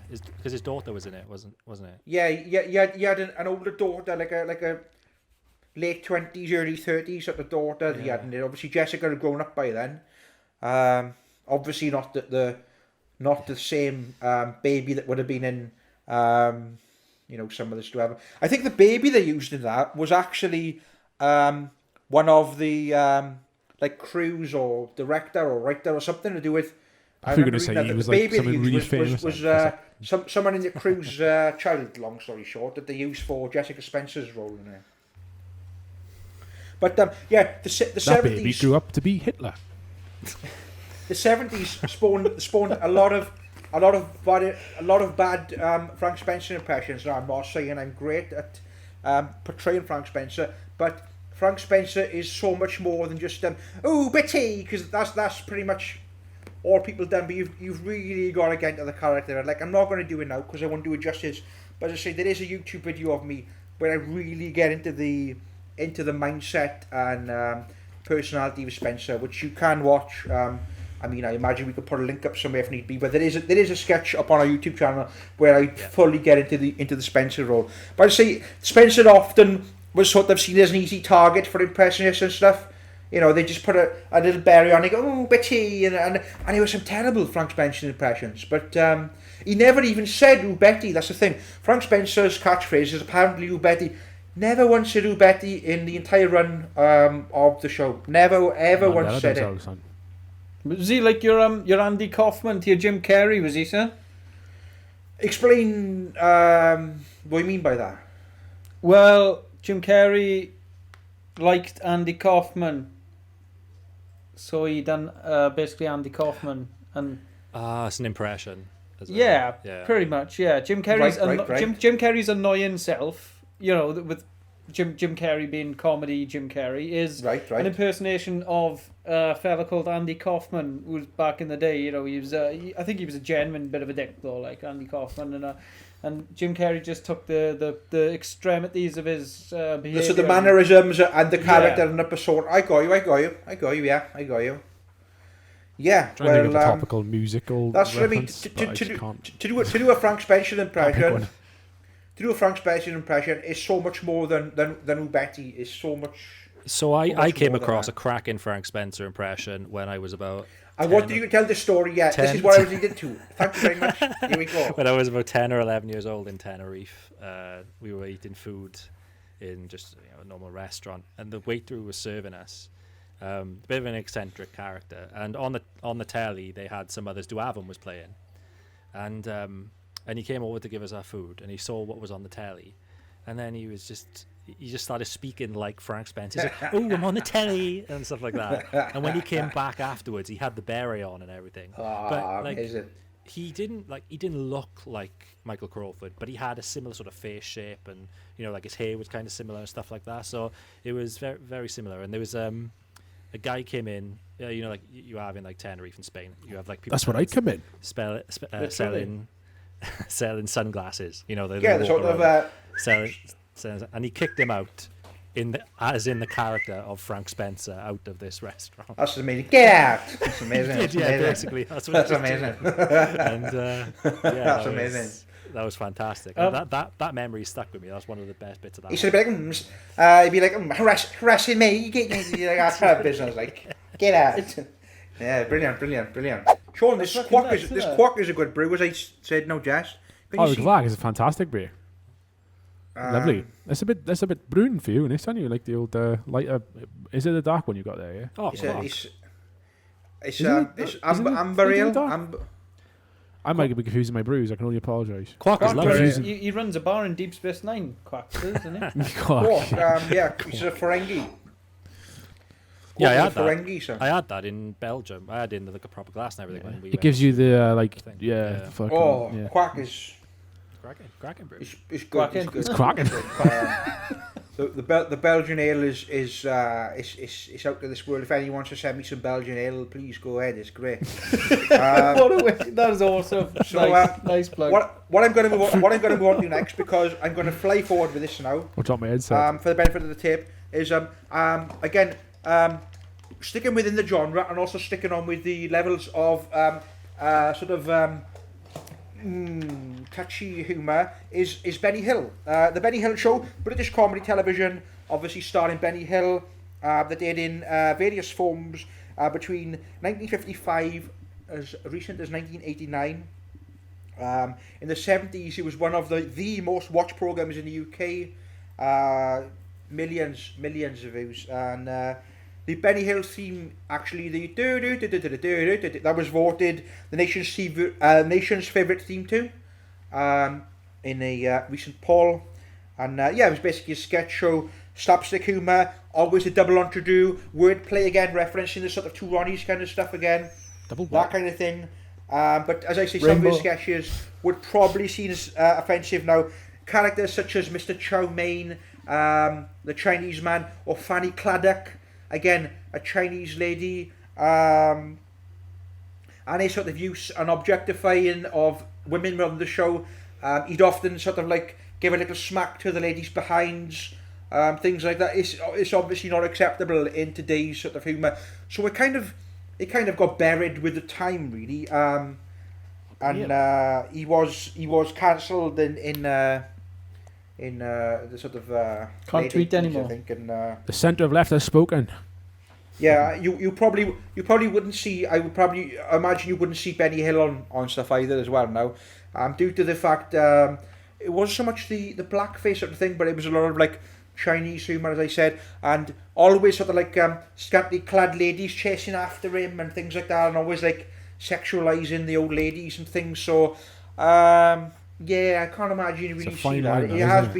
It has been voted as offensive, and I don't even think it was up in the first place to be pulled. But you won't see Benny Hill. But I have mentioned him because he is a prominent figure within the 70s and was one of the highest rating sort of thing. I imagine you're familiar with Benny Hill at all.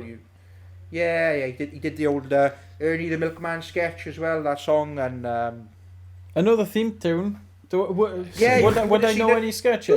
Right, the theme tune. Sing the theme tune. I'm pretty sure I used the theme tune in a Modo video. You do. Yeah, of course. It's a meme. Yeah. The theme tune's a meme. Again, that's on our YouTube channel. Tom Cartwright plays Modo.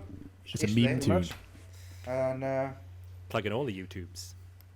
can you think of any other obvious comedy shows? And before I move on, during from that the 70s, era. if you can, please drop a message, a comment. Tell me off by all means. Say to me, Gareth. I listened to the podcast. You spoke about the 70s, and you missed this show out. Which is like, how can you miss this show out? By all means, tell me. I am open to constructive criticism. By all means, there's probably a few that I've possibly missed out. But yeah, that's sort of the 70s era sort of covered. I've ended it on Benny Hill there, which I think is a good one to end it on, really. Suits me, but yeah, if I've made a blunder, please tell me. We all make mistakes, and I may have made one. We're all human. So, it's like that time I embarrassed and nearly left out Teutonic Thrash from the metal cast. Can't believe you done that. I know. What shambles. Mental. If I mentioned like all those bands in name, but not the actual movement, yeah, one idiot. Anyway, moving on. Sorry. Yeah, and I'm going to move on to the 80s now, and now we can actually talk in detail about Only Fools and Horses. Let me just stop you there. Only Fools and Horses holds the record of the most watched TV programme in British history. I repeat, the most watched programme in entire British history. Genuine now. Even like probably around the world, I imagine it's been repeated in various different formats and stuff. But yeah, this is the most watched show in British TV history. So to not talk about that would be completely ridiculous. If we had done a comedy podcast and didn't include Only Fools and Horses, you know what I mean? That'd be a bit silly, wouldn't it? So here it is, Only Fools and Horses. Here we are. The show, by the way, was originally going to be called Reddies. Now that would be a slang term for £50. When I was a youngster, and I used to, I'm a young man still, but when I was younger, I used to listen to the theme tune, and when he said porn in his pocket, I'd imagine a physical, like, I'd imagine a porn in his pocket, and I was thinking, how can you fit a porn in his pocket? I never got it at the time, but obviously it's it's all the cocky rhyming slang and terminologies. Only Fools and Horses though. Did you know the original choice of actor that they wanted to play Del was Jim Broadbent? Did you know that? Fucking hell, that would have been a different show, wouldn't it? Yeah. No, Jim Broadbent does actually feature in the series as a character. I think once or twice or thrice even. He does come in the show as a character. But the original choice of Del was Jim Broadbent. Yeah. For anyone outside of the UK. What was the reason that he didn't do it? Do you know? I don't know. I mean, by all means, look into that further. But I don't know if it's a busy schedule or just perhaps didn't really. He was the fifth choice. James Jason was the fifth choice. He was the fifth one. Wow. Yeah. And for anyone outside of the UK, Jim Broadbent is Professor Slughorn in the Harry Potter films. That's how American people will know Jim Broadbent. There's no other way. Your Broadbent is in Hot Fuzz as well, isn't he? He's the police officer in Only Fools and Horses, isn't he? Doesn't he play a police officer? Yeah, he is. As I say, I can't remember his character's name in it. Sorry. But he's still in it, as I say, he is still in it as a sort of now and then character, perhaps. Is that what you said, Sean? I missed it if you did. No, Gareth said something about him being in as featured as a character. He's still in it, but I didn't know if you said you know? what character it was. I wasn't sure. If No. I don't know what his character name is, and I really can't remember him. Sorry, but Jim Broadbent is still in it. Yeah, he's still in it. Yeah, Chris. And the theme tune for it is an interesting one because, you know, it's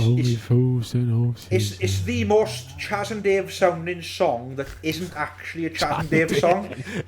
Reason being that John Sullivan, who obviously wrote the show or created the show, he wanted Chaz and Dave to do it, and I think they were, you know, Australia or something random like that at the time, or they had other commitments, and they couldn't do it. They really couldn't do it. So basically, he wrote sort of like in the style of Chaz and Dave song, and that became the theme tune. But it's sort of got two themes. Did you think about it? Because you've got the original I Put a Pawn in My Pocket. But you've also got the God Bless Suki Street. You've even got that at the end. So it's sort of got two theme tunes, and that's very rare for a show to have I like how a show got two theme tunes. An intro and an outro. You know, an intro and an outro song. But it's got that to it. Top of my head, BoJack Horseman. What's that? Sorry. Top of my head, you're talking intro and outro. The Wire intro and outro. But yeah, it's great in intro and outro. You don't see that very often, though, son. Am I correct? No. You really don't see that very often.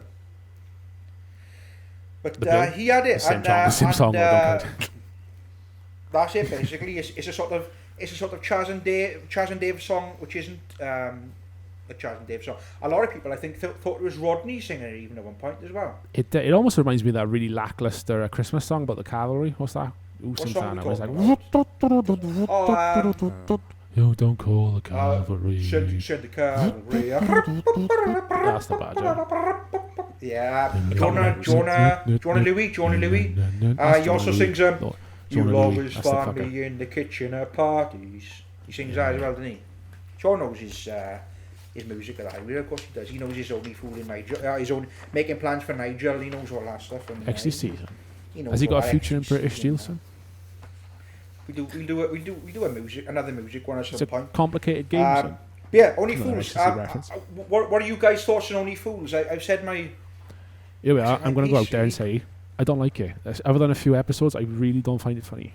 What about the Batman and Robin one? That's the most famous episode. That's just a scene, though. It's just a scene at the end. They tell him at this fancy dress, but it's not fancy dress.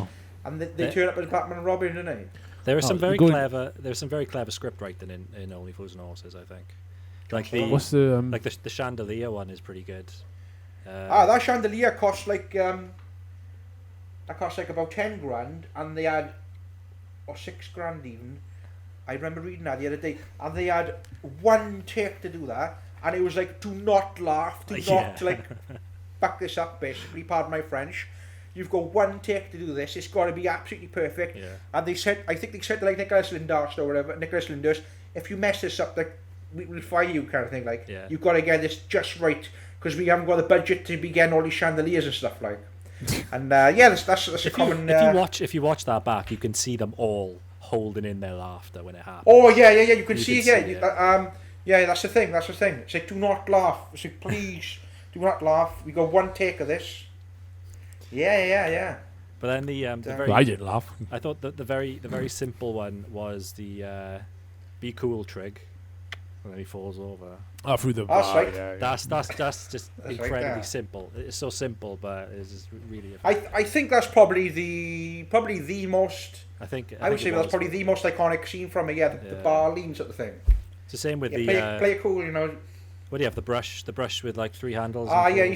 It's had 17 new handles. It's had 14 new heads. Yeah. Funny you bring this up, right? That actually goes deep. The same brush. Yeah, that kind of thing. Yeah. that actually runs deep. That is a philosophy question. Funny enough, I got it up here because I knew it was going to come up. If you want me to read, I can read it. Right. So when Roman writer Plutarch published the life of Theseus, he described how the Athenians had maintained the ship of their famous king in the harbour as a museum piece. Every year, the Plutarch, I don't know what that word is, tells us rotten planks were replaced with new ones, and over time every part of the ship had been replaced. So was it still Theseus' ship? And yes, according to Trigger and indeed the Athenians. If not, at what point did it cease to be his ship? It was, as Plutarch, a philosophical problem that had divided thinkers for generations. So I You know get a lot of old stuff, don't you? I know you've know, watched this, Tom, but this was the end of WandaVision, wasn't it? I don't know. Have you seen all I that? haven't watched No. that yet. I've not seen one No, of not them. yet. I've not seen That that. question ruined is it for paused him. at the end of that show. Is it That really? exact, yeah, the Theseus ship. Yeah, it's brought up like it's quite mad. But yeah. I like talking about Blackadder, Rex. That joke's got layers, like, the room jokes. Welcome Dan? to the layer cake, son. I'm gonna talk about Blackadder. I'll Who's talk the that, arse sir? off you about Blackadder. That's John Cleese, is it?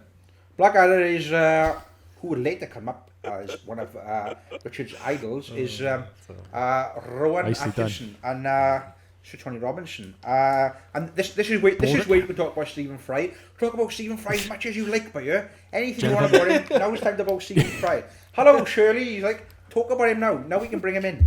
Blackadder, 1983 to 1989. Each series was set in a different time period. You know all this. Why am I telling you? I'm telling you for other people. No, I'm telling just you for do it. It's the the benefits cast, of the innit? tape. Yeah. I'm telling you about it. Each series was set in a different time period of British history. The idea came about, as we mentioned earlier, when Atkinson and Richard Curtis were working together on not the 9 o'clock news. There it is. There's the mention. The first season of Blackadder was set in the sort of the Middle Ages, I believe. The sort of like the Queen Elizabeth. I don't like the first season, I'll be the honest. 18th, 19th century, and it's. I know. Was Queen Do the Elizabeth wasn't the moustaches keep first pulling season? off an hour? No, Queen Elizabeth's the Elizabeth was second second season. season. The Oh, first the season second is Brian season, was Blessed. And, Yeah, the first season was awful. The first season of it's like Blackadder. Baldric is almost the clever one. We'll cut that out. The first season was the Blackadder. Yeah. The Blackadder, yeah, that's it. Yeah, the Got a Blackadder. Now, I don't know. That's less enjoyable than the rest of them. Well, it's You only still, saying that because I just said it. Yeah. It's still part of the series. Tell me about It the is. Blackadder, because I'll be honest, the Blackadder is one that I haven't watched very much, and It's my hard to- mind it's hard is to watch. hazy on. It's awful. The It's best harder part to about watch. it is Brian Blessed, but that's the. What's wrong with it? Why is it bad? So the character of Blackadder is basically like Baldric in that first season. Oh yeah, they've got him as a bit tougher, haven't they? A bit The other way more. around, yeah. Yeah. And Baldric is the smarter character. Ah. But it just, even though Rowan Atkinson is good at playing an idiot, it just didn't. I don't know. There's something about it that just didn't feel right. But then The production quality is actually really bad as well. Yeah, It's a really yeah. terrible show. And then when they swapped it round then from the second series on, that's when it became like, the show. You can that- tell it hit the magic format. Yeah, It's just like The bang, bang, second series was the sort of Middle Ages, Elizabeth and whatnot. Yeah, Queen Elizabeth, That's when that came in. Yeah, And yeah. the third- That was the the third second was like series. Then. They had guns and stuff in the third, but it was still really old fashioned. It was like princes and shit, weren't they? Like, and they were- had a duel at the end, and Did you have your Hugh Laurie and your Stephen Fry and that? the third season as who's the guy who plays Hagrid? Robert Rob Coltrane. Coltrane. Robbie Coltrane, and he's written the first ever dictionary, sir. And it's like this book contains every single word in the human language, sir. And then Blackadder's just making up all these fucking fake words to just. It's fucking so funny. I Been a can't. long It's just time me since I explaining watched it isn't Blackadder. funny, but it's so Yeah. funny. I know what you're on Controversiality is a about. word he says, and I say that all the time. Controversiality. A brilliant character in Blackadder, I always thought, was Flash, played by Rick Mayall. Woof! Oh, the late Rick Mayall, Yeah, yes, of course. that's, Yeah, we like, moved on to fucking Rick Mayall as well. fantastic. Moving on to him now. He's Hello, Queenie. yeah, Queenie.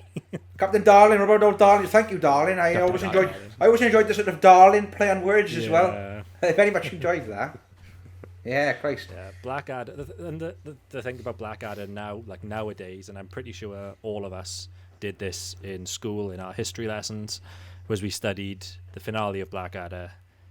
Blackadder goes fourth in history because it was Yeah, that was pretty historically accurate. That was the trenches of the First World War, if I'm correct. It is, yeah. That's It's it. easily, for me anyway, it's easily the best one. by far. Even though the What an formula ending for as well. 2, Can 3, I and 4. just say, what an ending on that Blackadder. You know, If you watch they're going that, over the trench. What an ending. you can and you can, if you go like the DVD or streaming now, you can just watch them all, that entire season. You can just watch it in one go pretty much, and you don't realize how sad it is. Yeah. And it is so sad. It is really sad. Like the end, the last 5 minutes, the jokes stop. Or they don't stop, but like they stop being funny, even though they're still joking. And, what an it's ending! just like, What an ending! It was how they sort of gave you that feeling of impending death. I guess. Yes. It was that. That's it's how when Yeah. It's when Hugh Laurie's character goes, "I'm scared." Yeah. He's just like that guy who's so loud and like, "Ah, I'm fucking." Hurrah, Blackadder! Then he just goes, I'm scared, and it's just like, fucking hell, right in the fucking nuts. There Like, was one episode in Blackadder Goes Forth where he's making the Colonel a cup of tea, and like Baldric can't find any sugar, so he just scratches the dandruff off in the glass and stays. one of my favourites of that season as well is when he accidentally cooks or purpose, I can't remember which one it is, but he cooks Stephen Fry's pet pigeon for lunch, Speckled Jim. I guess I'm all like sent to the front lines or whatever. But, well, it's potentially Baldric's final plan, which may have saved them all. And he goes, he's saying like, when they're about to go over the top into the trench, he goes, "I have a cunning plan." And he goes, "Is it as cunning as a fox who was professor of cunning at Oxford University?" And Baldric goes like, "No," or something. And he goes, "Well, then it'll have to wait." I don't know where they go. It's just like, okay. Yeah. Oh, it's great. It's great. I feel like if someone's put 2 pence in me, I haven't said anything for ages. Talked about fucking black, I don't know. No, there was a thing which they made for the Millennium Dome as well. The Blackadder, what's it called, back and forth. He starts travelling through time. Steve Coogan's in that as well, isn't he? 2000. It was made as like as I say, like a video to be shown as sort of an exhibition in the Millennium Dome at the time. But it was since been broadcast. It's since been broadcast on Sky One probably and whatnot and things, and it's been on telly since. It's on DVD. I got a DVD somewhere. Yeah, it's not very good. I'll be honest. It wears off quickly. Like the best because it like the sadness of it is that the Blackadder line, he always references his ancestors, and then like the Great War just ends because they all fucking got shot. You know? Yeah. So like, and then all of a sudden in the year 2000, he's running a shop or whatever in fucking London. You're like, I suppose you can just write that off to an extent, really. Because it's like a comic relief thing, isn't it? When they bring it back, it's not. It ended perfectly, didn't it? It ended perfectly at the end of the day. Yeah, Blackadder would be definitely one of my favourite British sitcoms ever. Probably the favourite, I think, of British stuff. That's always ranked quite high as well on because I've had a bit of a look. That's always ranked quite high on the polls as well. That's always it's usually around top 5, isn't it? It's not the scores on the doors. So we finished talking about Blackadder. I'll move on to, we mentioned Rick Mail, God rest his soul. Just now, I'll move on to The Young Ones, which was a real turnaround for sort of 80s alternative comedy and stuff. More adult orientated, like humour, I guess. It was more out there. It was very much The Young Ones is very much part of like 80s pop culture and of the time, extremely fit in. I like to think I like the Young Ones, but I don't. It's only the university. Great show. Really like, to be honest. Starring Rick Mail, Adrian Edmondson, Christopher Ryan, Alexei Sale played various members of his own family, always eccentric. He's like the landlord and the postman and all sorts of weird. Always the Belowski family of some sort. So some sort of Belowski relation. But the show was just set around them, the sort of the student lifestyle. Rick Neal, Vivian, and Mike. A lot of I think maybe seeing Motorhead playing Ace of Spades on the University Challenge episode was probably the first time I ever saw in the living room. Yeah. As a kid, like it was like however old I was watching that. Yeah. You always had music on it as well, don't they? Bands playing, kind of like Twin Peaks with the Roadhouse. They always have like a band per episode or whatever. Not every episode, maybe. I can't, Yeah. The only thing I remember about that show The only bloody thing I remember of that show was when he's in the train and he sticks his head out Yeah, the sticks train his head out the window. window. I know that. Oh, he's yeah. kicking it down That's that kicking it episode, down the yeah, train yeah. track. Yeah, but that was known for like sort of slapstick humour, you know, surreal sort of stuff, cut-offs and you'd have like puppets and like carrots coming to life and stuff, and dirty socks running away and stuff like that. And yeah, as Sean said, you'd have musical numbers as well. And the band Madness are played on there twice. Motorhead played in the living room. You know, it's very surreal sort of show. But yeah, the show came about because a lot of the cast and stuff was sort of involved in the like London alternative comedy scene. You had the comedy store in London at the time. Rick and Ed would perform as what did they call themselves? 20th Century Coyote, I think, or something. The Dangerous Brothers they did as well as an act, and they were all sort of involved around the time, and later going on to forming their own comedy club in Soho, London. Obviously, the comic strip, and you had like French and Saunders and stuff were involved as well, who obviously starred in the show. But yeah, much of the program's sort of cast and creators were all involved in the sort of breakout of that alternative 80s comedy sort of thing, which I love. Ben Anthem was one of the writers as well. Great show. Ben Elton have anything to do with Blackadder as a writer? Got me wondering now. Might have well been. But yeah, a lot of offbeat humor, a lot of cutaways to random segments and stuff. A lot of toilet humour as well. Yeah, it was really different for the time. Thinking back, like it was. Yeah, he did write Blackadder. It's really different at the time. I would say that was. Yeah, like I said, I think that was it must have been at least one of the shows that sort of brought in that more. You know, it made comics realise we can do more obvious adult humor in shows. I think that's where it started with Young Ones, and then obviously you'll probably get onto it, but Bottom later on. Oh, we got on the Bottom, yeah.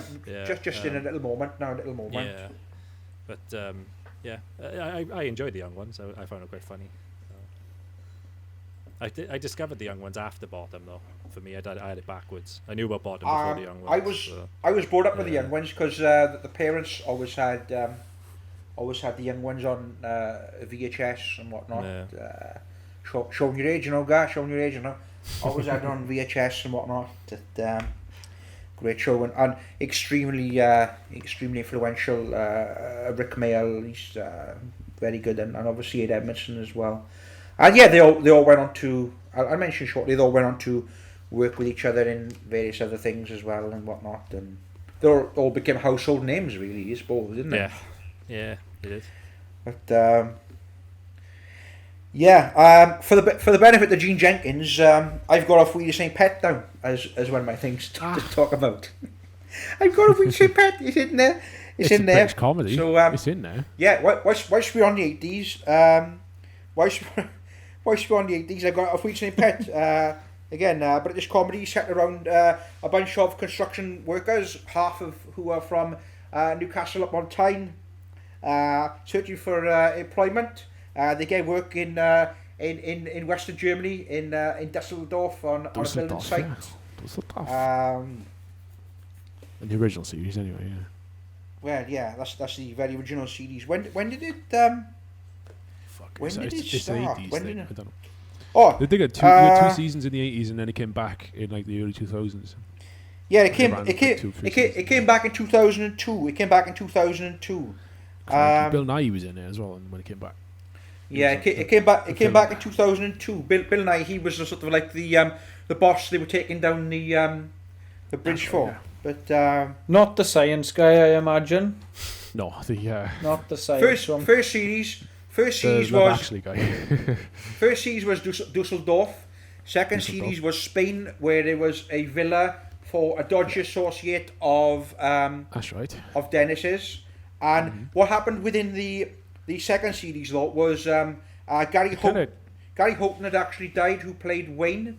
That's right. So a lot of the scenes were like sort of like a body double or they sort of had to talk around him being in the next room or doing something or other, which explains some of his absences. But yeah, Wayne the Cockney cheeky chappy died during the filming of the second series. So you'll notice some of the shots look a bit weird because he's just sort of like a double sort of in the background or something like that. And so, given the name of the show, I'm guessing they only intended for it to be one season. Then, if that's the case. The show was explained as in the revival of it. When Brenda, when Neville's wife saw him off, she said to him, "If we the same pet," she said to him, and I think it was explained as that really. Yeah, it's because they're going to Germany for work. Yeah, so you might be right, Rich. Maybe it was intended to be one season. Yeah, they've been all sorts. Like just a thought, second season's like is like a manor in the UK, then it's a fucking Spanish villa. Third season is like it's like Indian reservation in America. The fourth season's in Cuba. There was a fourth series in there was a fourth series in 2004, and they were like sort of like involved in the British embassy, and they were in Havana. Havana refurbishing the ambassador's total garbage house or whatever, and then they had like a one-off Christmas special finale then without Bomber because Bomber was dead. Yeah, so Bomber died in I think 2004, but he did want to do that, but I think he was too ill at the time. But he's got a little homage. He's ill in isn't he ill in the third series? Like his character's ill as well. I'm not too sure. I know he sadly died of cancer. I think not too long after all the sort of reboot came about and stuff. But he was definitely in the third series. Yeah, definitely. He was just a bit. I know. There's like a letter that they read from him saying all the best and stuff they read in it and whatnot, and they raised a glass to him and whatnot. But a great show which managed to sort of have success in two sort of eras, really. I mean, the 2000s. Do you know he's a professional professional wrestler? Or Pat Roach? He was, yeah. He was. Pat Roach was a professional wrestler. But yeah, I'm assuming you were aware of Jimmy Nail's musical career as well, being a fan Jimmy of all Nail, things very good singer. He had a bit of a run in the 80s and 90s. I don't hear much from him now, to be honest. But very, very good vocalist. Yeah, very good. A bit of a musical career. Obviously, Tim Healey is in Benidorm as Leslie. Right, He's got the wig on and everything, and he's been in Still Open All Hours as well, actually. As Gastric, he plays Gastric in Still Open All Hours, and I mean they all sort of went on to very good stuff. Neville obviously was involved in Morse, and what's the spin-off of Morse called? What was the name of the fellow with the blonde hair? He was the most famous one. I can't even remember his name. Timothy Spall. He's been in a lot of stuff. He was Wormtail in Harry Potter again for American people. Yeah. But he's in a bunch of shit. I'm trying to think of the Morse spin-off now with Kevin Wheatley. Sorry. What did they call him? Morse's assistant person. Lewis. Fucking 20 times. Oh, why didn't you say, man? Why didn't you just say? Yeah. No, they've all sort of become household names. I'd say, and they've all sort of become very popular, and you see them pop up. Timothy Spall, as you said, pops up in a lot. Except the guy who played Moxie, maybe. He's in The Fifth Element, I think. Isn't he, like, as one of the doctors? I think that's the only thing I can think of him in. I've not seen Moxie in a lot of stuff, no. I've not seen Moxie in a lot of stuff, but... It's funny, the one thing it's Christopher Fairbank, isn't it? One thing I've noticed about a couple of these like actors we've mentioned in TV shows, there's a few, quite a few connections to Harry Potter. Harry Potter. Yeah, always. All British accent. Yeah, no, they're mad for it, like, you know. Harry Potter. Chris Fairbank, Moxie was in Fifth Element, as I said, and he's also in Alien 3 as well. That's the other thing he was in. I think very like Geordie British kind of humour probably doesn't translate well elsewhere in the world. It might have been shown, I don't know, but I mean, even for us, it's sort of this very, like, especially the way Oz talks, and it's very very Geordie, like, a lot of gans. a lot of like sort There's of definitely a lot of Geordie Stegan dialects languages and. come from off Wheels in Pet. Yeah. Definitely. Yeah, so I've pretty much wrapped up my sort of 80s there, as I say, unless there's anything else that people can think of. Various messages, emails, write a letter or whatever you want to tell me I've left anything out. But I'm going to move on to the 90s now. Now, I've done a little bit of research into sort of like trends and favourites of the 90s show. And one that is always top 5.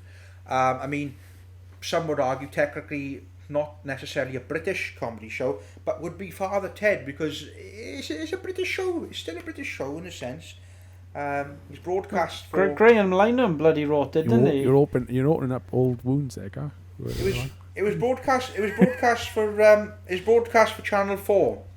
It's broadcast Channel 4. I mean, we can heavily relate to, for the benefit of the tape, Father Ted. We visited the Ted house. There is a photo of me dressed as Father Dougal Maguire, to the point where I was wandering around taking photos outside, and a full family pulled up in a car, and they said to me, "Oh, hello, are you the guide here? We were just wondering how much it is to come in and have a look around, or you know, if we are okay to come and visit."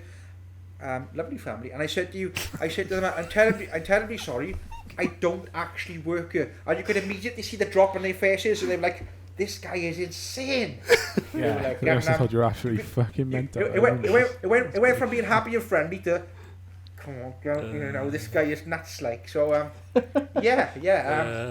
thought I worked there, basically. So I could have stood there all day and directed people into the premises, but if we can get a photo of me pop up as Dougal, we'll do it. I'll see if there's also a picture of me in the bishop's hat as well. In the bishop hat. Yeah. And I know that Sean was there, and they were just like, this is where Ted did this. This is where Ted did that, and Sean was like, yeah, great. It's great. I managed to sit through a really like in-depth tour of a set and house used in this series without ever seeing an episode. And I managed to blag my way through. Have you ever seen an episode of Father Ted, Tom? No, never once in my life. So two people on this in-depth Father Ted loved tour it, in the Father Ted like. house in rural Ireland, and we managed to get through it without embarrassing ourselves. I'm proud of that. No, we'll pop some photos up if we can on. They were like, that's the window. That's the window. They were all like, because there's like Chinese people or something. That's the window. I was like, that one there. There's a little bit of black tape on there, and he's obviously waving out to the window, and it's just. Hey, you're a racist now, Father. Yeah, that's the one. Yeah, but Father Ted always comes up top 5. Set on the remote craggy island, revolves around Father Dougal Maguire and Father Ted and Father Jack Hackett and their housekeeper Mrs. Doyle. Actually, in 2019, let me say this: 2019, Father Ted was actually named the second greatest British sitcom, coming in second place to Fawlty Towers. So there we go. Aired over 3 seasons, from 1995 till 1998. So reasons. 3 seasons, 1995 to 1998. And this is a very dark, interesting fact. One day after shooting of Series 3 wrapped up, Dermot Morgan, who played Father Ted, sadly died of a heart attack. He's only 45 as well. But he also did say that he wouldn't return to go reprise the role of Father Ted. So it just sort of, it literally that's what you get from it's ironic. It wrapped up. It just totally wrapped up. Series 3 ended, and Dermot just passed away. And it's just. Here's a question for you: Did he die on set in that house? Not on set, no, not on set. But it was literally the day after the 3rd season, all wrapped up. Everything had been filmed, everything had been finished, and he sadly passed away. It's crazy timing, absolute crazy timing. But they never intended on doing another series after. I know that I read into it, and various sort of like TV production companies and script writers and stuff various times had approached the sort of writers of this, Linehan and Matthews, who wrote the show, and every time they declined all offers to the point where I think they even mentioned like recasting the role of Ted was mentioned at one point, and a spin-off, like a Dougal spin-off I think was mentioned, and various different things, and they turned it down every single time. So it again ended sadly, obviously, but ended on a high, at least program wise, where there's extremely strong content, very very good show, very well wrote, and but yeah, sadly he died away. He passed away. A day after filming, which is crazy timing, but that's what happened, and it's an extremely good legacy, and one of my favourite shows, at least I say. We visited the house on a sort of pilgrimage, if you will. Something that I always wanted to do when being in Ireland, and I mean, fortunately, we took a bit of a detour, but it wasn't too much of a detour. We actually got in, we visited the house. Some great photos. The people there were very friendly. They showed us around. They told us some stories. Again, as I say, Sean was completely sort of like, great episode. I remember that one very well. But we had like sort of like scones and cream teas and cakes and all sorts of stuff. And there are all various props and stuff around. And great, loved it. Something to cross off the list of things I've seen really. And very, very good experience and great show. Great show, always comes up on trumps of one of the favourites. Father Ted also responsible for launching the career of one Graham Norton as well. That's right, yeah. Father Noel Furlong he played. Was very over the top, sort of. Let's have a screeching contest. He's very Irish dancing in caravans and Irish dancing in the caravan. But I'm gonna roll things on now, and I'm going to finally move on to Royle Family.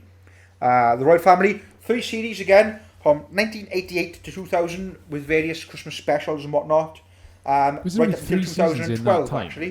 How far apart was each series with Royle Family?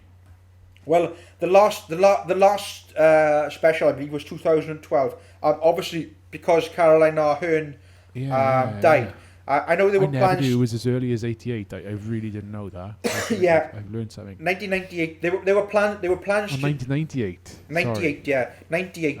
They were plans to do the Royle Family. They were plans to do. They were plans to do more, but they were working on another one, I think, or they wanted to. But she died then, so that was obviously the end of it. She was one of the key players and writers in the show, and she died in 2016. So that was sort of the end of it then. But yeah, most episodes revolve around the family sort of settee and TV set, an armchair. And unlike most shows, sort of before and of the time, the show is filmed with a single camera production style. And it was not filmed in front of an audience. It didn't have a laugh track. But one of the producers is quoted as saying that they had a bit of a fight and a bit of a struggle to not have a as I said earlier on in the cast, to not have a laugh track included on this show. And I think this did pave the way for other comedies to come in terms of not having a sort of it's almost a drier humour in it, almost like obviously it is like, dry humour, it's like a trailblazer for that kind of thing. They also wanted to take the show sort of not always in the living room and sort of have other locations and stuff, but I know she rejected that as well, God rest her soul. Didn't really want that going on, and sort of really fought to keep it as it is, just purely set in the living room, single camera, no laugh track, and it worked very well. Great show, really well written. Ricky Thomason, cracking, he played really good show. Everybody really does bring the part to the table on that show. Very well done. It's original, very original as well.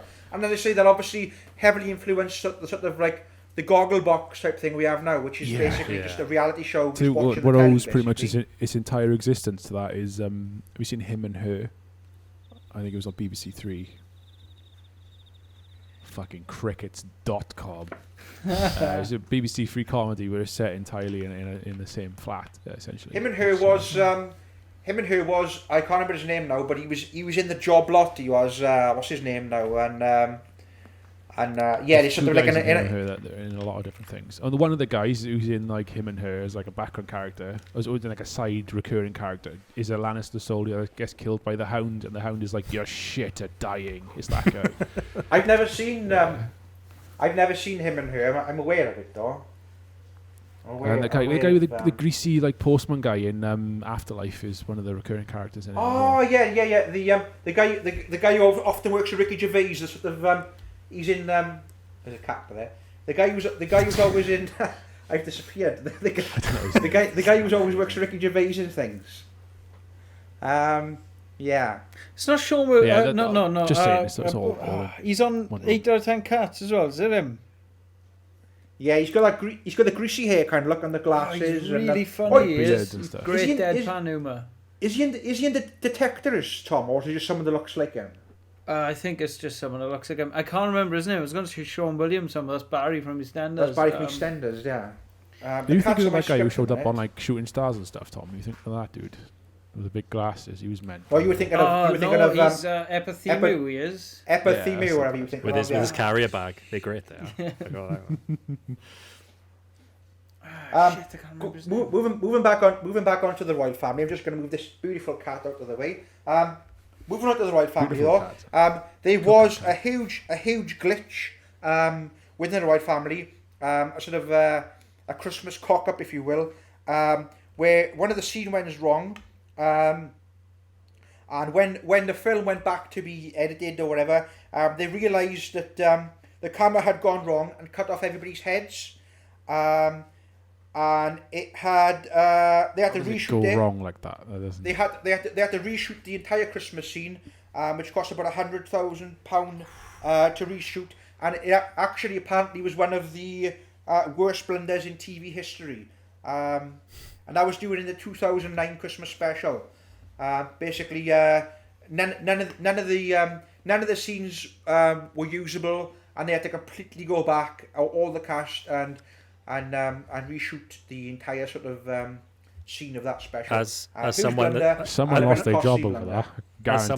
As someone who does editing on stuff like the podcast and stuff, that would be absolutely heartbreaking if that happened.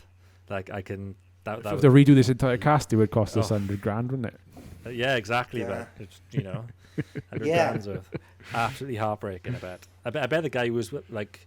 I don't know. Was it a camera fault or was it just poor positioning? I doubt it'd be poor positioning. Surely they would have like had it all set up. To my knowledge, it was to do with the camera technicians looking into it, and I don't know. I know it was a huge blunder and a very costly one, and they had to go back and refilm everything.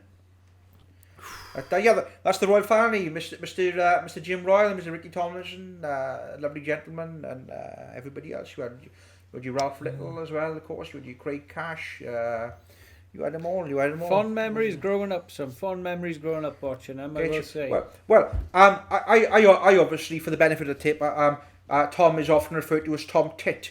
Now, Tom Tit is a saying by Jim Royle. To be crude is slang for shit, basically. Tom Tit shit is cocky rhyming slang. So that's where I know where that's come Tom from. Tit like a fairy tale character or something, like originally? That's where that's come from.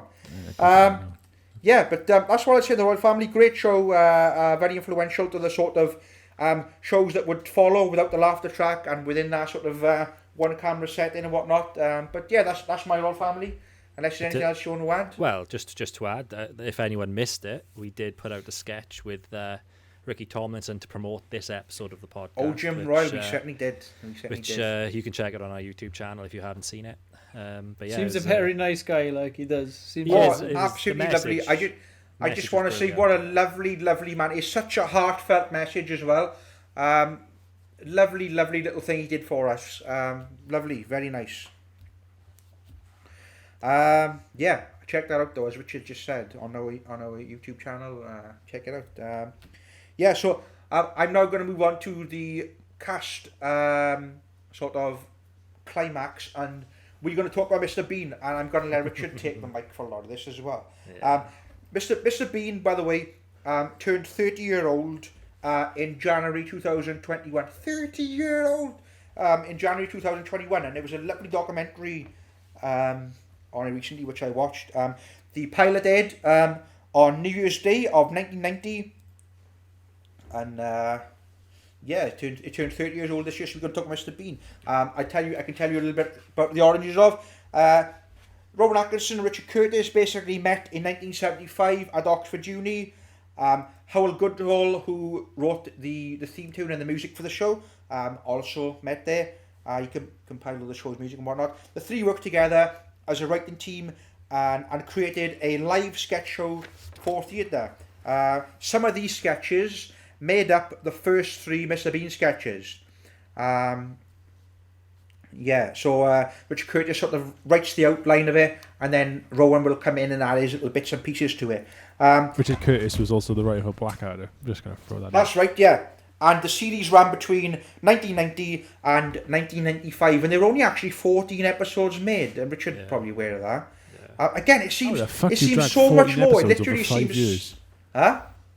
How'd you drag 14 episodes over 5 years? Well, you can do like, how many a series with? 6? There was 4? There wasn't many. They struggled for a time slot initially, I think, so they couldn't get like consistent television time. I think that was the reason why they had so little. But yeah, they like Gareth said, a lot of it was like improv things they had like in university and stuff. They had ideas carried over from there. They were all little sketches and stories and sort of little stage performances that were sort of drawn up within their uni days. Later on, they brought in Robin Driscoll to sort of join in the writing team, and he was the one who came up with the idea of the armchair driving on the mini sort of scene. And they brought him in.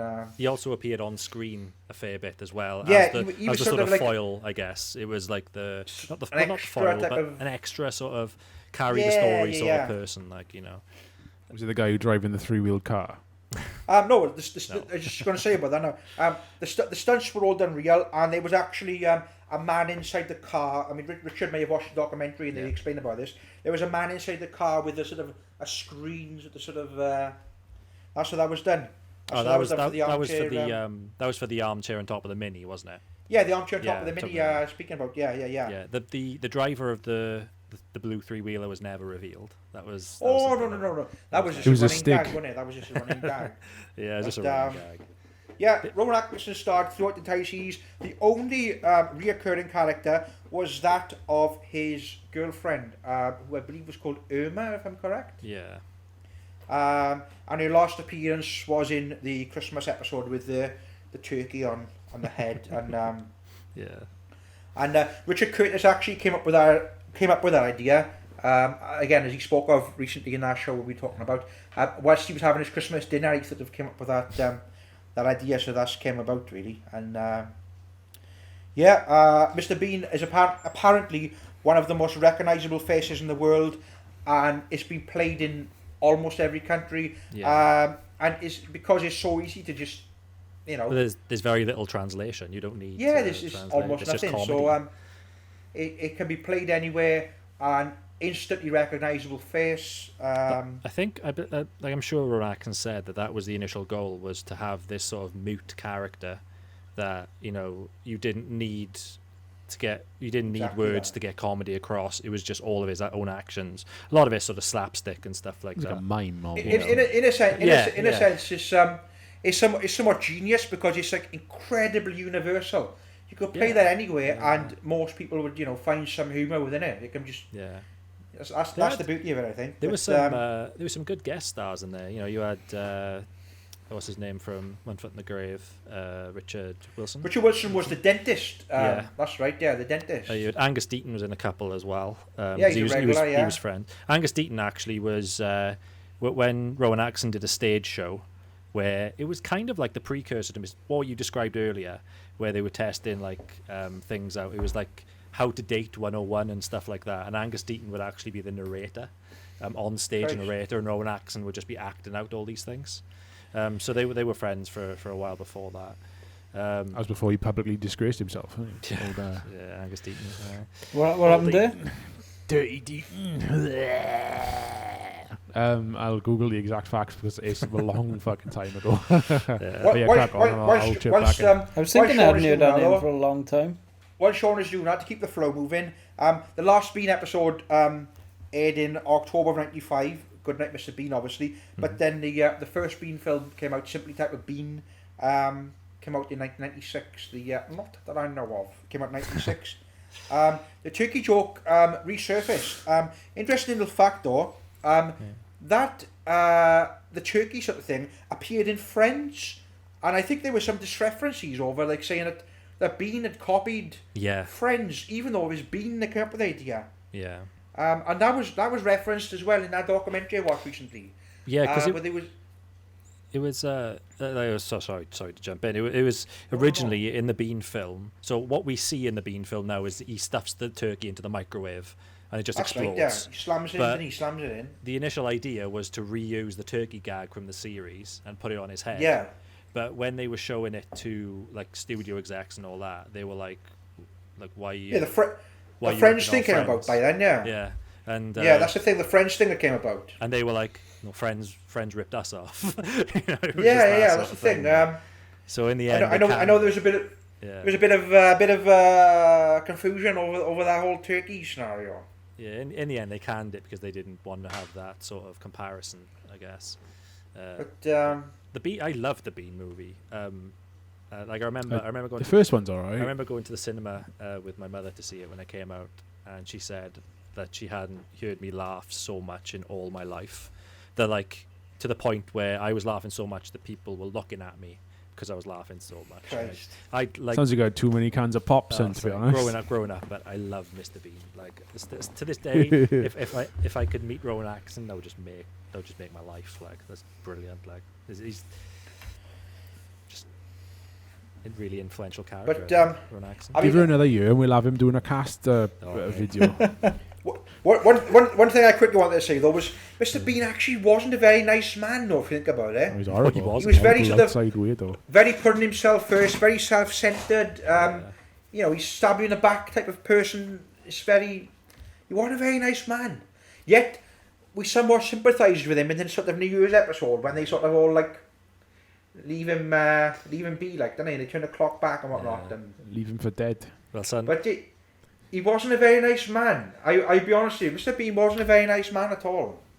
No. Do you I agree think with the that? roller coaster bit where he's just like, yeah, he's asleep on the roller coaster. One of my favourites is when he's got the hand in the back pocket.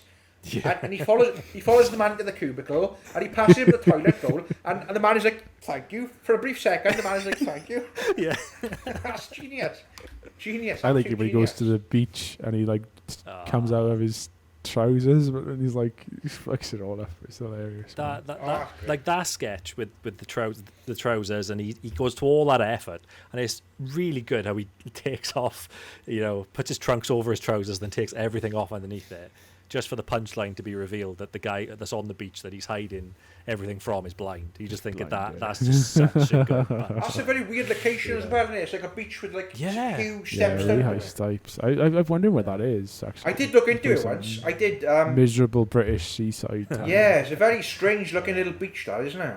Huge steps down to it. So you said Speaking of beaches, Mr. Bean's Holiday is a terrible film. The second one is atrocious. It wasn't that bad.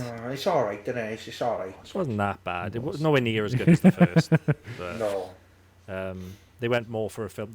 I think one of the best bits about that is Willem Dafoe's awful film that's actually in that film that's being promoted again. And like how bad that film is at being an artsy film, but he's just like, this is amazing and all that stuff. Like, where do you stand on the Mr. Bean cartoon, which came out afterwards? I don't mind it. I haven't watched it like all of it or anything. I've just seen the odd episode here and there, but I don't mind it. I think it's all right. He did all the mannerisms, ad libs, and all the noises for it. Rowan did. Great, yeah, it's quite enjoyable. We grew up with someone who was also often told that he looked like Mr. Bean. Oh God, yeah. All this conversation all I've had in my head is that guy's face. Poor man. It doesn't look like Mr. Bean anymore. No. The animation was good though, very enjoyable. It could go places that the CDs perhaps couldn't go to as well, and You were saying Rowan was very much involved with it isn't still. I think. You were saying, Gab, I was sympathising with him as well, saying it was difficult. It's like I know you know this. I think we all do. That the only moment I've ever cried at on telly is Mr. Bean. That's literally the sad cry, not like. Oh, the car crush. Yeah, the car crash when his mini gets crushed by a tank. Breakdown. You've not seen the Green Mile, son? Only time I've ever cried at a TV show or film. Have you not seen the Green Mile? Yeah. Yeah. God. Nowhere near as sad as Mr. Bean's car getting crushed. What about the dog in Did you not see Futurama? his face? He literally just buys this cupcake and he's like, he's going to have this cupcake. And then he turns round and then he's just like, and he drops the cupcake and he just walks up to the car. But then the best bit about that, the credits roll or whatever, it's all really sad, like sad music. Yeah. As soon as the credits finish, he just goes down to the car, gets his screwdriver out, takes the padlock off and goes, The padlock. walks off. It's just like It is sad. It is sad. But Christ, I can't imagine. So, Yeah. That's it. what What about the dog in Futurama? I'm going to leave Mr. that Bean was- on. that was a close Was he an alien? Was he sent down from God, from heaven? Was he an angel? What was Mr. Bean? He was beamed down. He was beamed down. What is he? Is he not of this world? That's something I'd like a discussion on. If you are up for discussion, I would enjoy a conversation with somebody of sane mind regarding if Mr. Bean is an alien, an angel, or not of this world. I'd love But to the thing speak is, to you he about it. wasn't like you say beamed down, but he wasn't gently placed. He was kind of thrown down, wasn't he? Yeah, he was like, boom, straight Yeah. down, Or wasn't it? spaceship, Like so either he was like a rejected alien then, or like he was a person that was abducted and they've just. This is what I'm thinking. Was he abducted by aliens, but he thought, oh, we don't want this guy, so we're Yeah, just chucking him this back guy's out. That's nuts. another thing. Or like he suffered brain damage from the force that he hits the pavement with. Are Are there theories online about this? I would love to know if there are theories online about this. I really would. It's like Blackadder in reverse there. The first season, he's really clever. Then he That's gets right, shot yeah. out of the spaceship, and he's dull as fuck from that point on. Or he's forgotten how to speak or whatever, you know. Yeah, I don't know. I'd love to look more into this. So I really would when the time. Right there, fanfic. Get on it. I'm gonna move on to One Foot in the Grave next. I don't. Oh yeah, speaking of one believe from that. Angus Deaton. Nothing too sinister actually. I remember it being a big thing when I was a kid. But the News of the World exposed, probably by hacking his phone. That fucking cunts. He's when one they of the early exposed phone hacks, was he? yeah, it probably was. Probably just another News of the World Rupert Murdoch, Piers Morgan approved phone hack. He was exposed as enjoying cocaine and prostitutes. No. As if nobody in the British press or showbiz world enjoys cocaine and That's what I prostitutes. was just about to say. So that's not as if that doesn't come with our lifestyle. Like, you know what I mean? I say no more. Well, like, Think myself he was I'll say sacked no off. more. The BBC. I remember they were delayed in sacking him, and like it was a couple of episodes of Have I Got News for You when like Ian Hislop and stuff were just ripping into him over it, like because he was the host when he, and then obviously he lost his job over it, and that was more or less the last you've seen of him, unless he's done something since, and I'm just a fucking idiot. But yeah, that was that. For the benefit Anyway, of the One Foot in the tape, Grave. I recreated a scene from One Foot in the Grave using one of Sean Soch's dogs. It's floating about somewhere on the internet, but I did many sausage dogs floating around. I did reluctantly use one of his dogs as a prop to.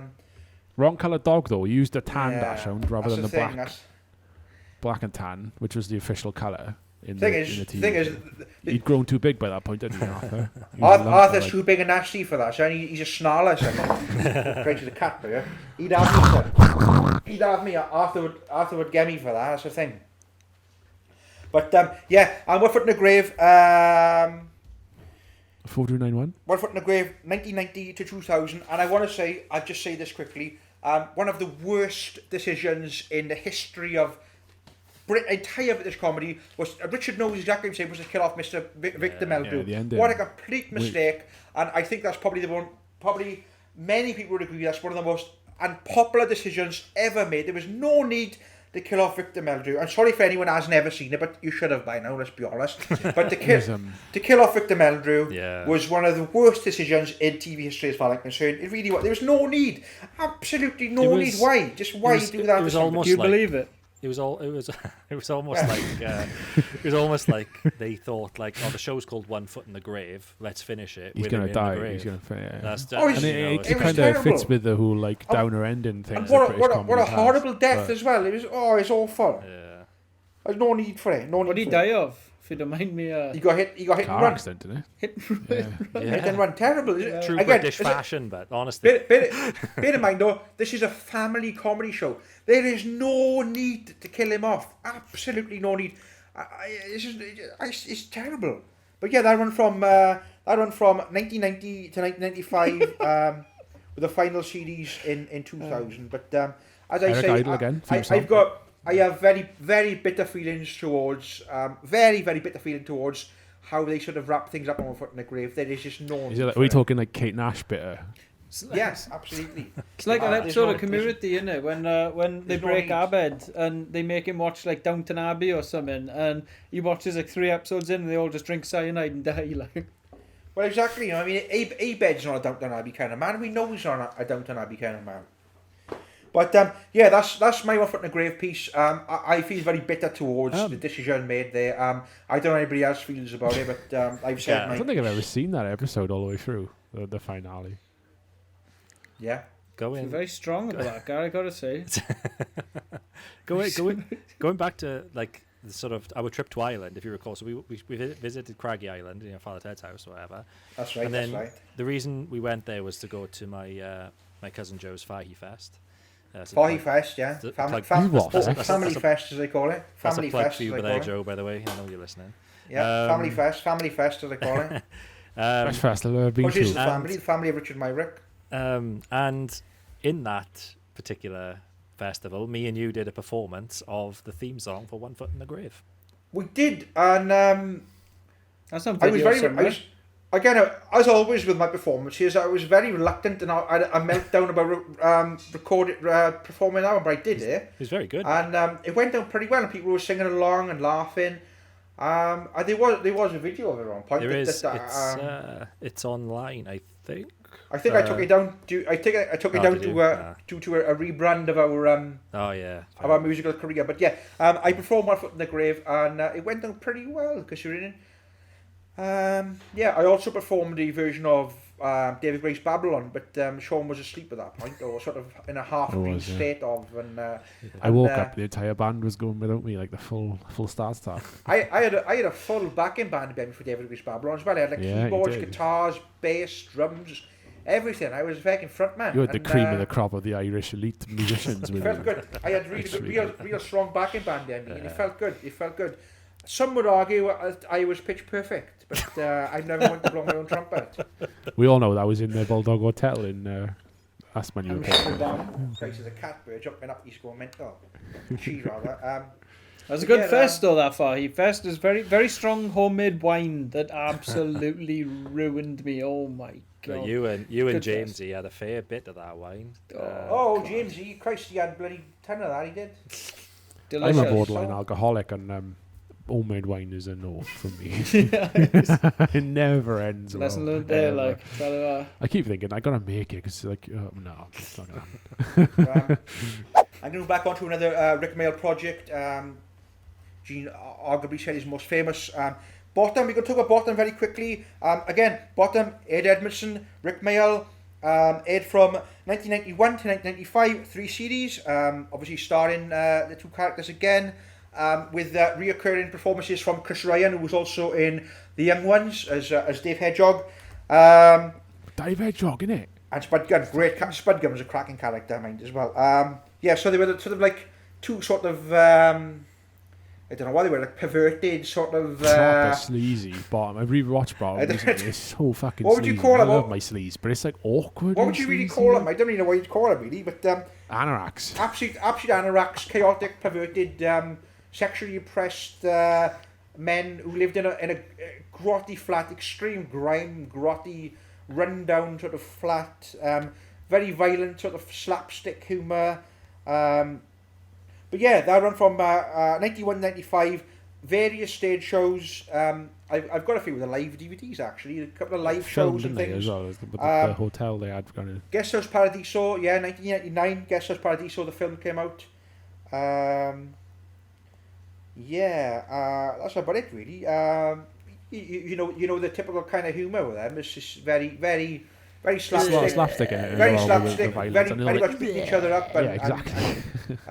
Rick Miller's the worst as well. Violent comedy and. Proper sleazy shit. That's how they roll. When they stealing gas from their neighbour is probably the best one. The gas man, yeah, great.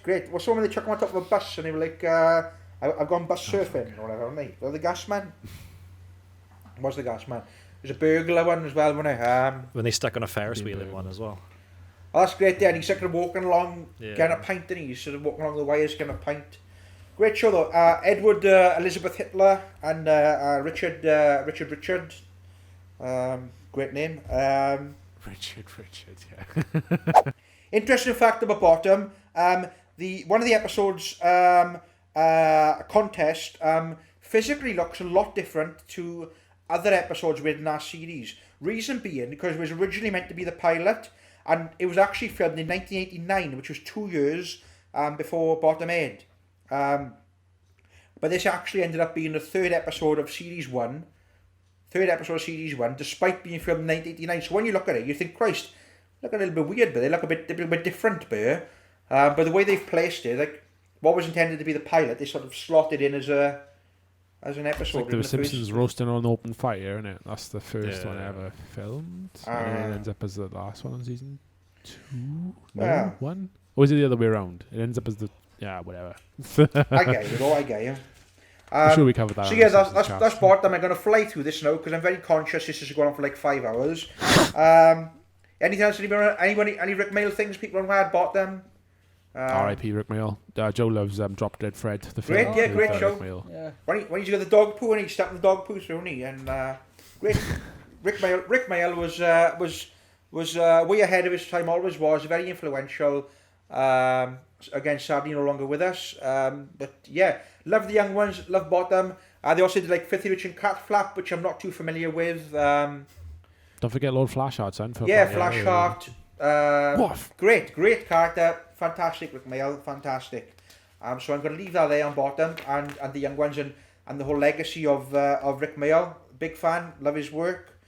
I'm going to go on to keep up appearances quickly. Because of we're keeping with the Richard vibes. A lot of Richards. We had Richard from Richard to Richard. We're going to go on to keep up appearances. Again, British sitcom. Roy Clark, who produced a lot of other wrote or whatever, a lot of other shows. Roy Clark actually did Last of Summer Wine as well. And Open All Hours, I believe. Keeping appearances though from 1990 to 1995. Hyacinth Bouquet. She had ideas above her station. She thought she was sort of a higher class than she was. She wanted to climb the social ladder, so to speak.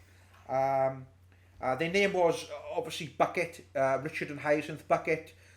She insisted that to any Tom, Dick or Harry that it was pronounced Bouquet, as we know. A Bouquet residence. So yeah, that's it really. But I mean, I thrown in keeping appearances because it was a real regular,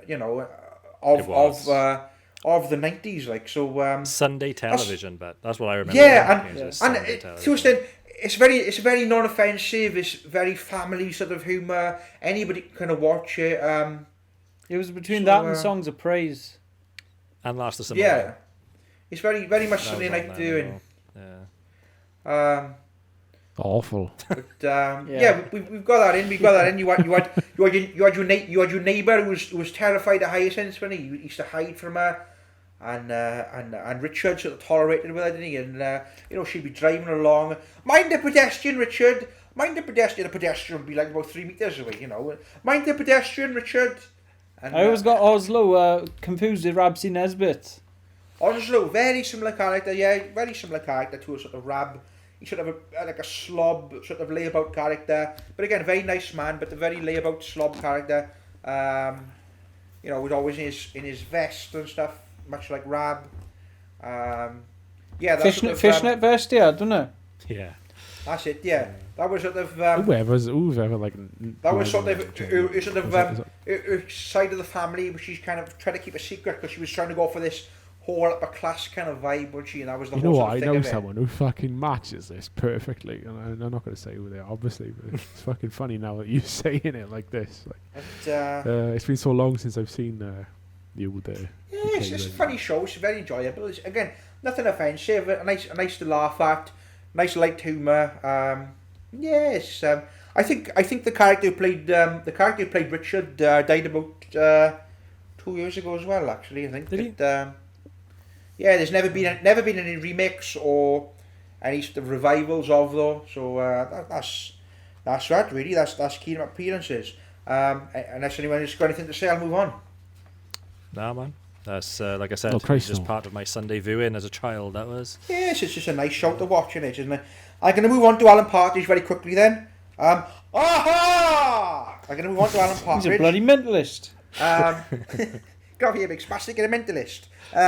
The character of Alan Partridge was created from 1991 for the BBC Radio 4 comedy programme On the Hour, which was a spoof sort of current affairs programme. Later, it was featured as a sketch on the Chris Morris Show, Day to Day. Was it now? Chris Morris from like the Day to Day. That's fucking fantastic and stuff like that. That's really good show. Go on YouTube, just type in best of Day to Day. You'll have hours of entertainment. And they're really good. Yeah, show. I've seen a lot of that. Well, that's what Partridge was featured on originally. Then Partridge kind of came onto his own then with Knowing Me, Knowing You. Which came from that. Later that year, so that was around 1994 as well, I believe. And then in 1997, Steve Coogan starred in I'm Alan Partridge, which sort of followed his life since that, where he was like living in a roadside at a motel, travel tavern, working for a small like independent local radio station. Oh, I love Alan Partridge. It's one of my favourites actually.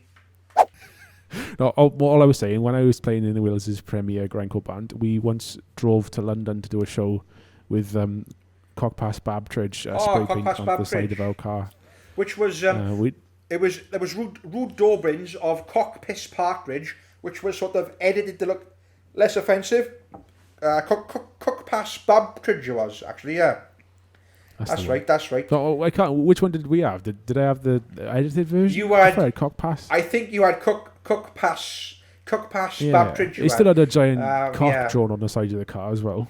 Which how we didn't get pulled over in London, maybe not on the M4. Did I wash off easily? I wonder, or was that just permanent Cockpass Babtridge? No, it was on there for a few weeks. It did wash off eventually. We used that. It was one of the Seat versions of the Ford Galaxy. I can't think what the name of the car is, but we used it again. I know that it was Will's car. It was. I know that Will within your band you played in at the time was a big Partridge fan because he turned up in a shower curtain with like the biscuits on the face and the tanks and tip screws, which is a scene from this series of I'm Alan Partridge I just mentioned. I know. He played the entire gig with the shower curtain around him. Huh? And there was the Halloween gig, wasn't it? Halloween gig, yeah. He played the entire... Custard creams. It was weird because he was the only one that was dressed up. No one else dressed up. That's and he was dressed up in a shower curtain and everyone thought we were fucking proper men. But I really appreciated it though because I got such obscure reference. That was I'm Alan Partridge. Partridge returned in 2010 with what was originally an online series of shorts. I think it was for Foster's or whatever that were sponsoring or whatever. But then that became Mid-Morning Matters, transferred onto a more TV-based format. That was Mid-Morning Matters, packaged and polished as a TV show. Several specials happened since, and 2013, the film Alpha Papa was released, which had the Irishman from Star Trek, what's his name? O'Brien? O'Brien, yeah. O'Brien was one of the main stars with Steve Coogan in that film. A very good character. He played a sort of an Irish DJ who was sort of having a breakdown and took the place hostage and stuff because he'd lost his radio show. Great film Alpha Papa. Call me, he's great. He's not in that much stuff though, really, is he? Like he's a good not actor. Really, no. He's always more of a supporting actor. He's in Die Hard too. Always. Yes, but more a supporting actor within that as well. Yeah, he's in a supporting actor in Con Air as well. He's on the ground with John Cusack, and he's also in Layer Cake as a supporting actor again as well, as a background character. O'Brien is he's not quite. He was not quite the main character, was he? In Next Gen, he was not quite. Deep Space Nine. He wasn't always in it. Deep Space Nine. He was the guy, The IT Crowd premiered in 2006. 4 series, 6 episode. Although a fifth series was commissioned, it never actually happened. It never was produced. A little factory there. There's one-off episode, however, in 2013, and that was it. Really, the show was wrapped up. Obviously, you see a lot of them and stuff as well. Richard Ayoade, is that how you say it? Ayoade. Yeah, he pops up a lot. Garth Marenghi's Dark Place. That show was based around the Renham Industries, and one of the running gags was you never really knew what Renham Industries actually did. Yeah, it's never really sort of said, is it? Like, what do they actually do? We don't really know to this day. I suppose if you're working in the IT department, you don't really know what the company does, or you're outsourced like an MSP. Chris Morris's character, sorry to interrupt. Chris Morris's character was Denham Renham. Yeah, and then Douglas was Matt Berry then. But yes, it was just the beginning of all them. Supermarket. He's got like a perfect sort of like radio. I won't stand in your way. It's great. Matt Berry's voice is cracking. Toaster London he was in as well. Didn't he also do? I see a few with that. He said, "Fire the nuclear weapons." I seen him doing a few takes of that. I've seen that bit of that. He's also got a meditation and relaxation thing on YouTube. I remember linking that before. He's doing a proper relaxation thing, isn't he? Yeah. He's great. It's a great. Is it ASMR? Close your eyes. He's also a voice. He's the voice of the pig, is he? Merkimer. He's Merkimer in Disenchantment. That's the fucker, yeah. Cracking voice. But that's the IT crowd, really. Yeah, I mean, it's IT crowd is just pop culture, but it's all pop culture, really. I mean, like Family Guy. Remember that time we for you type of work, I'd like to think that for your type of work, that's referenced quite often. It's trivialized my entire fucking existence. So that was the IT crowd. I'm going to move on very quickly unless anyone's got anything else to add. So that kind of had some other great shows such as Black Books with Dylan Moran, Bill Bailey, Bernard Black. You've seen that great show. Manny with his mullet, cracking show. You had Space then, which saw the sort of introduction of Simon Pegg, Nick Frost, various sort of guest stars, and that and that would lead us up to an introduction sort of. To the various films they'd be in, but the trilogy as such. Very similar jokes, very similar humour. Space Great Show essentially was a couple that had to pretend to be a couple to rent a flat. Basically, it was funny enough. Cheryl from the Royle family played the character of Daisy in there. Jessica Stevenson. I wasn't a big fan of Space, to be honest. I enjoyed that. Again, very offbeat. Laugh track though, no. Was it a laugh track? Yeah. Put me off. Was it a laugh track in Space? I'm pretty sure that's what put me off. I don't know. It's been a while since I've watched Space. It was a bit of an alternative sort of comedy. I'll have a look into that. Called us all out now. Made us look like posers and we haven't seen it. There was a laugh track on it. I got Space. I'll quickly move on to the UK office. For the benefit of the tape, I've never seen an episode of the US office. And I'm not counting that, so I'm going to talk about. It's better than the UK one. Apparently, it's very good and it's very funny, and everybody tells me to watch it. I maybe will watch it. Watch it. But, it's weird because it surpassed the sort of reign of the UK office. Strange. Well, the UK office was a short British comedy. There was like 6 episodes two seasons of 6 episodes or thereabouts. Really short, blank. I know the UK. Is the American one still going? Quite possibly. It's the American one has just become its own thing to the point where people have even forgot about David Brent's office. It's crazy. But I wouldn't say they forgot about it because it pretty much launched Ricky Gervais, didn't it? Oh, Christ. The Office. Surely. Yeah. I like The Office. It's funny as fuck. British one. Long story I'm short, not a I'm gonna quickly run us through Ricky Gervais's Office. It's class. The military guy is fucking hilarious, man. What's his name? He's Dwight in the American one. I can't remember what his Dwight, name is in the British one. Might be Dwight. I don't know. Darren? Darren, yeah. Is it Darren? It's something like Gareth Keenan, probably, is it? Gareth. Skinny guy, Gareth yeah. Keenan. Mackenzie Crook, who was in Detectorist, very much enjoyed. He's also the one of the undead guys in the Pirates of the Caribbean. Certainly is. Mackenzie Crook, very, very good writer. But he wrote the Wurzel Gummidge thing as well, which I really enjoyed. It was all over the Christmas period and the previous Christmas as well. Great show. The Office, mockumentary style sitcom, 2001 to 2003. With some specials, and of course the film Life on the Road, which came out in 2016. Written and directed by Ricky Gervais and Stephen Merchant. Stephen Merchant stars in one or even two episodes as Augie. Augie, Augie,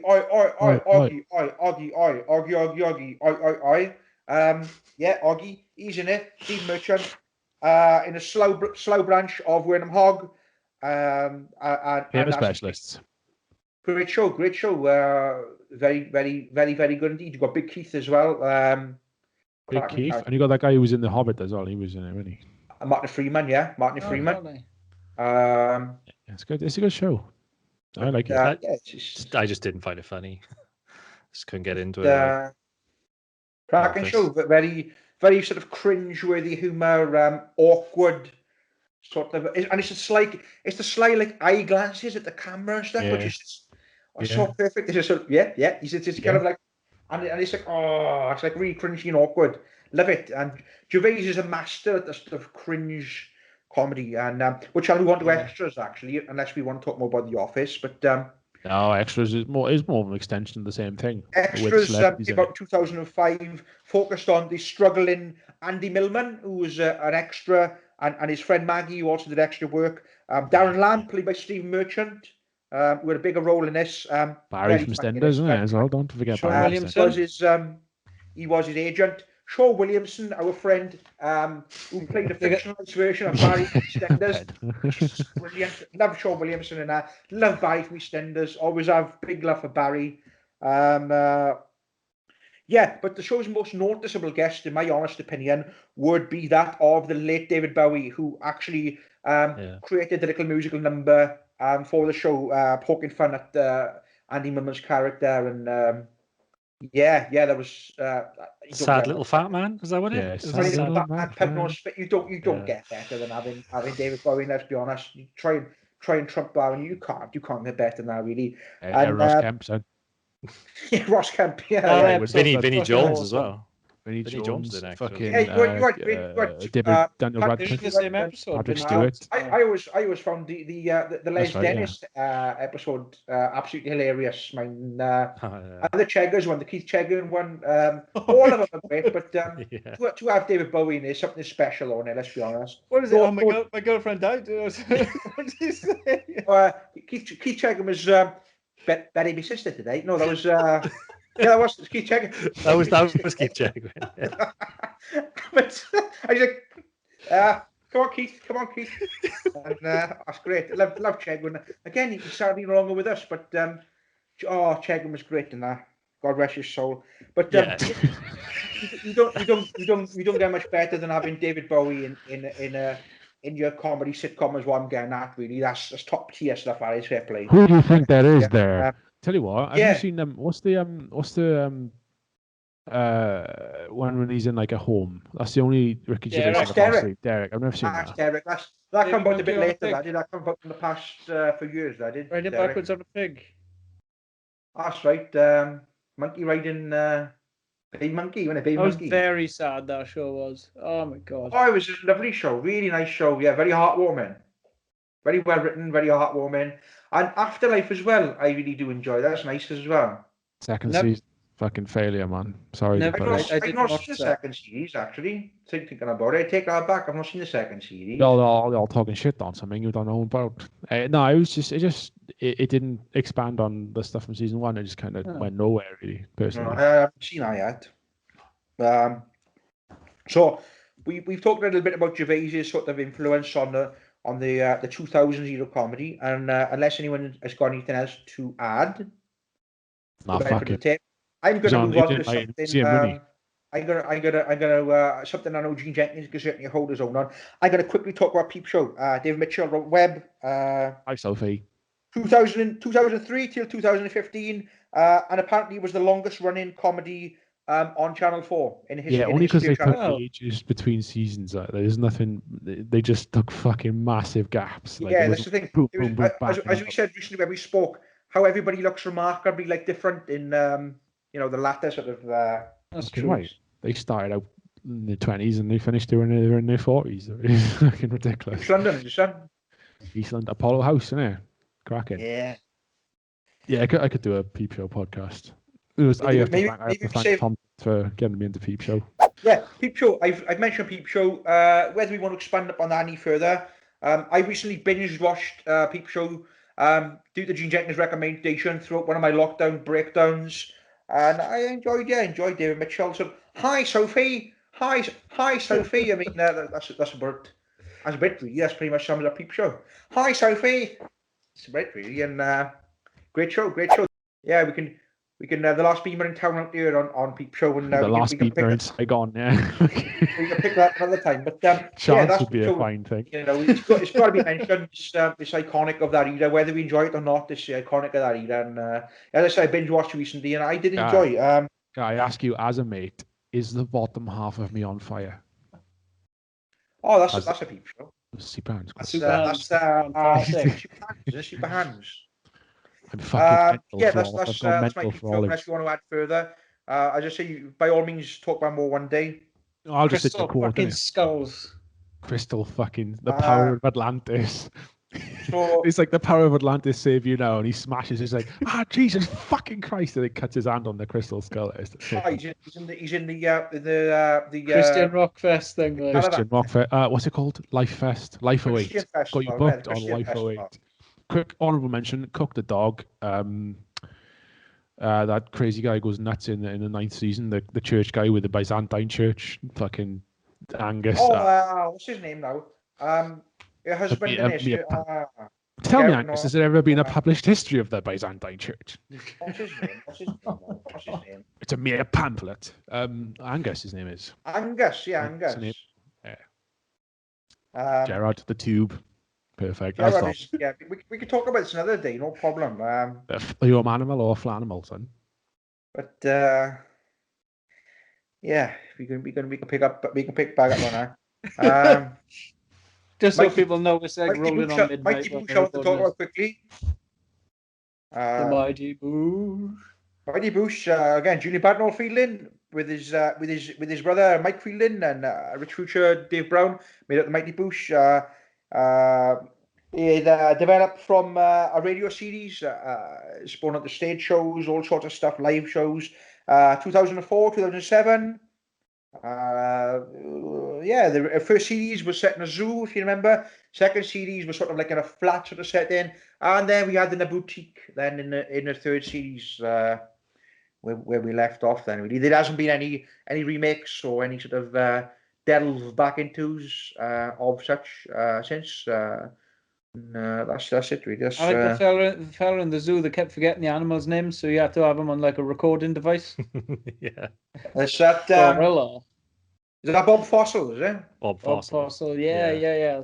That's why I don't like cricket. Yeah. Oh, it's cracking.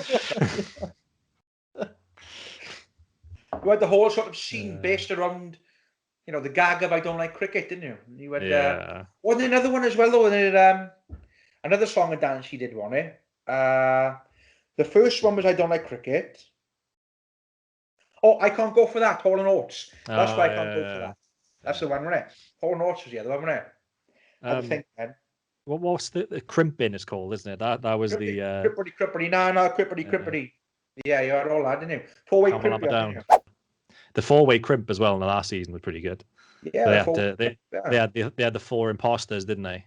To be them, and it was Simon Barnaby. It was the guy Simon Barnaby. He plays some of the Garfunkel characters. Tom Monroe in Detectorist, isn't it? He's Christ! Well, they're in Mighty Boosh. You say the one who plays Art Garfunkel is the one who portrays a sort of like lookalike Julian Barrett character. They've worked together on other stuff as well. Them two have. They're very I think they're very similar kind of people, and very friendly and whatnot. But yeah, that's the Mighty Boosh video. Again, that could be a thing in itself. Really, it'd be hours talking about that. Really, I've seen that live as well. I went to see the Boosh live. It was Nice. really good. Future Sailors tour, was it? Yeah, Future Sailor tour. I went on, Drinking Bailey's from a shoe, you son. old Greg. Yeah, Julian Barrett is a brilliant guitarist. Like, honestly, Yeah, they had a little band going on, didn't they? At one point, they I was so surprised. He's a jazz guitarist. I didn't know. He's just really good. Like, yeah, he was just improvising shit on stage, and it was just like, this is mental. It's so unexpected. Guitars in jazz? jazz man, you know. Question mark. I'm joking, of course. Yeah, Crack Fox. Crack Fox. Remember The Crack Fox. And what's the hitcher with a thumb? Yes. The polo for an eye thing. Parliament, didn't I? Is that the eels up inside you, guy? Yeah. Eels. You're right, boy. Isaac, you're right, boy. Did you dance with old Elsie? I've never got the Mighty Boosh. I just don't. I think that's I don't get point. it. Like, I just don't. It's just not. I don't know. It's so popular, and I just it doesn't resonate with me at all. Like, I don't know what it is. It's like me with a peep show, but I don't Captain get Corrigan's flying a half mast. why people find it funny. Honestly, I've tried watching Peep Show, and I've just gone every time. It's just David Mitchell and what's his face, Webb. Is it Webb? That's a bad. Yeah, it's just David. Mitchell. it's like, nah, I don't find him funny. Like, Hi, Sophie. me, like, you know.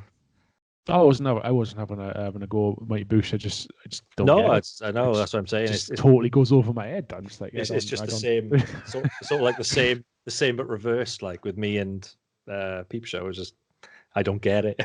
I don't get the appeal. Like, you know. So now then, Jingle Jangle. We have to cut that. It's a Jimmy Savile impression. I'm going to move on to the Inbetweeners. It would be a bit daft of me not to mention the Inbetweeners, really. Inbetweeners run from 2008 till 2010, with the first movie in 2011. Second movie, which I thought was terrible, by the way. The second movie is, sorry, Inbetweeners, people, if you are listening. Australian. Apologise to any cast members I've or never anyone seen the involved Australia one. in making that movie, but I didn't enjoy the second movie at all. I really didn't. I'm very sorry. But yeah, Inbetweeners, we talk about that. An American version was actually done, and I think it maybe didn't even last one episode or whatever. It's a pilot, wasn't it? You can go back to going back to Peep Show. The same thing happens there as an American Peep Show, and it's just absolute. Is there an American Peep Show? No, again, a pilot. They've tried doing the IT code as well, Sean, in America, and I know Richard Ayoade was actually in it as well. I think it just did one pilot with it, and they had Joel McHale, who Tom and it was in Community. Oh yeah. Yeah, but I think maybe I don't even think it aids properly. Going back as well, Only Fools and Horses was planned to be remade in America as well, but they never got around to it. They were going to have what's his name, the guy who plays Doc Brown in Back to the Future. Christopher Lloyd. Christopher Lloyd. He was going to be Delroy. That was the original plan. Sorry. But they never even filmed the pilot. So Yeah. There's a Russian Always Sunny in Philadelphia. No, it's Always Sunny in Pripyat, friend. The actor is not exposed. Sorry, that was Ukraine. I know. I'm sorry. It was under the rule of the USSR, and it was their failings which resulted in the disaster. So it is part and parcel with the same thing. Moving on. I am now on a hit list. Inbetweeners, great humour. Again, very UK-based humour. A lot of the slang, a lot of the terminology wouldn't really transcend anywhere else. Probably where the American version failed, with all due respect. I tried to fart and then shit myself. I shit myself rather loudly in front of the whole class. I can relate to. I think the creators of a lot of these stories were like sort of influenced from perhaps schoolism. I can relate to my GCSEs. I told you the story many times. My GCSEs, there I was. Do my GCSEs, She's saying, write your name, there's 1 point, you know, put your examination numbers down. All of a sudden,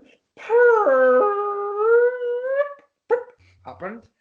Entire place erupted in laughter, exploded in laughter from this one fart.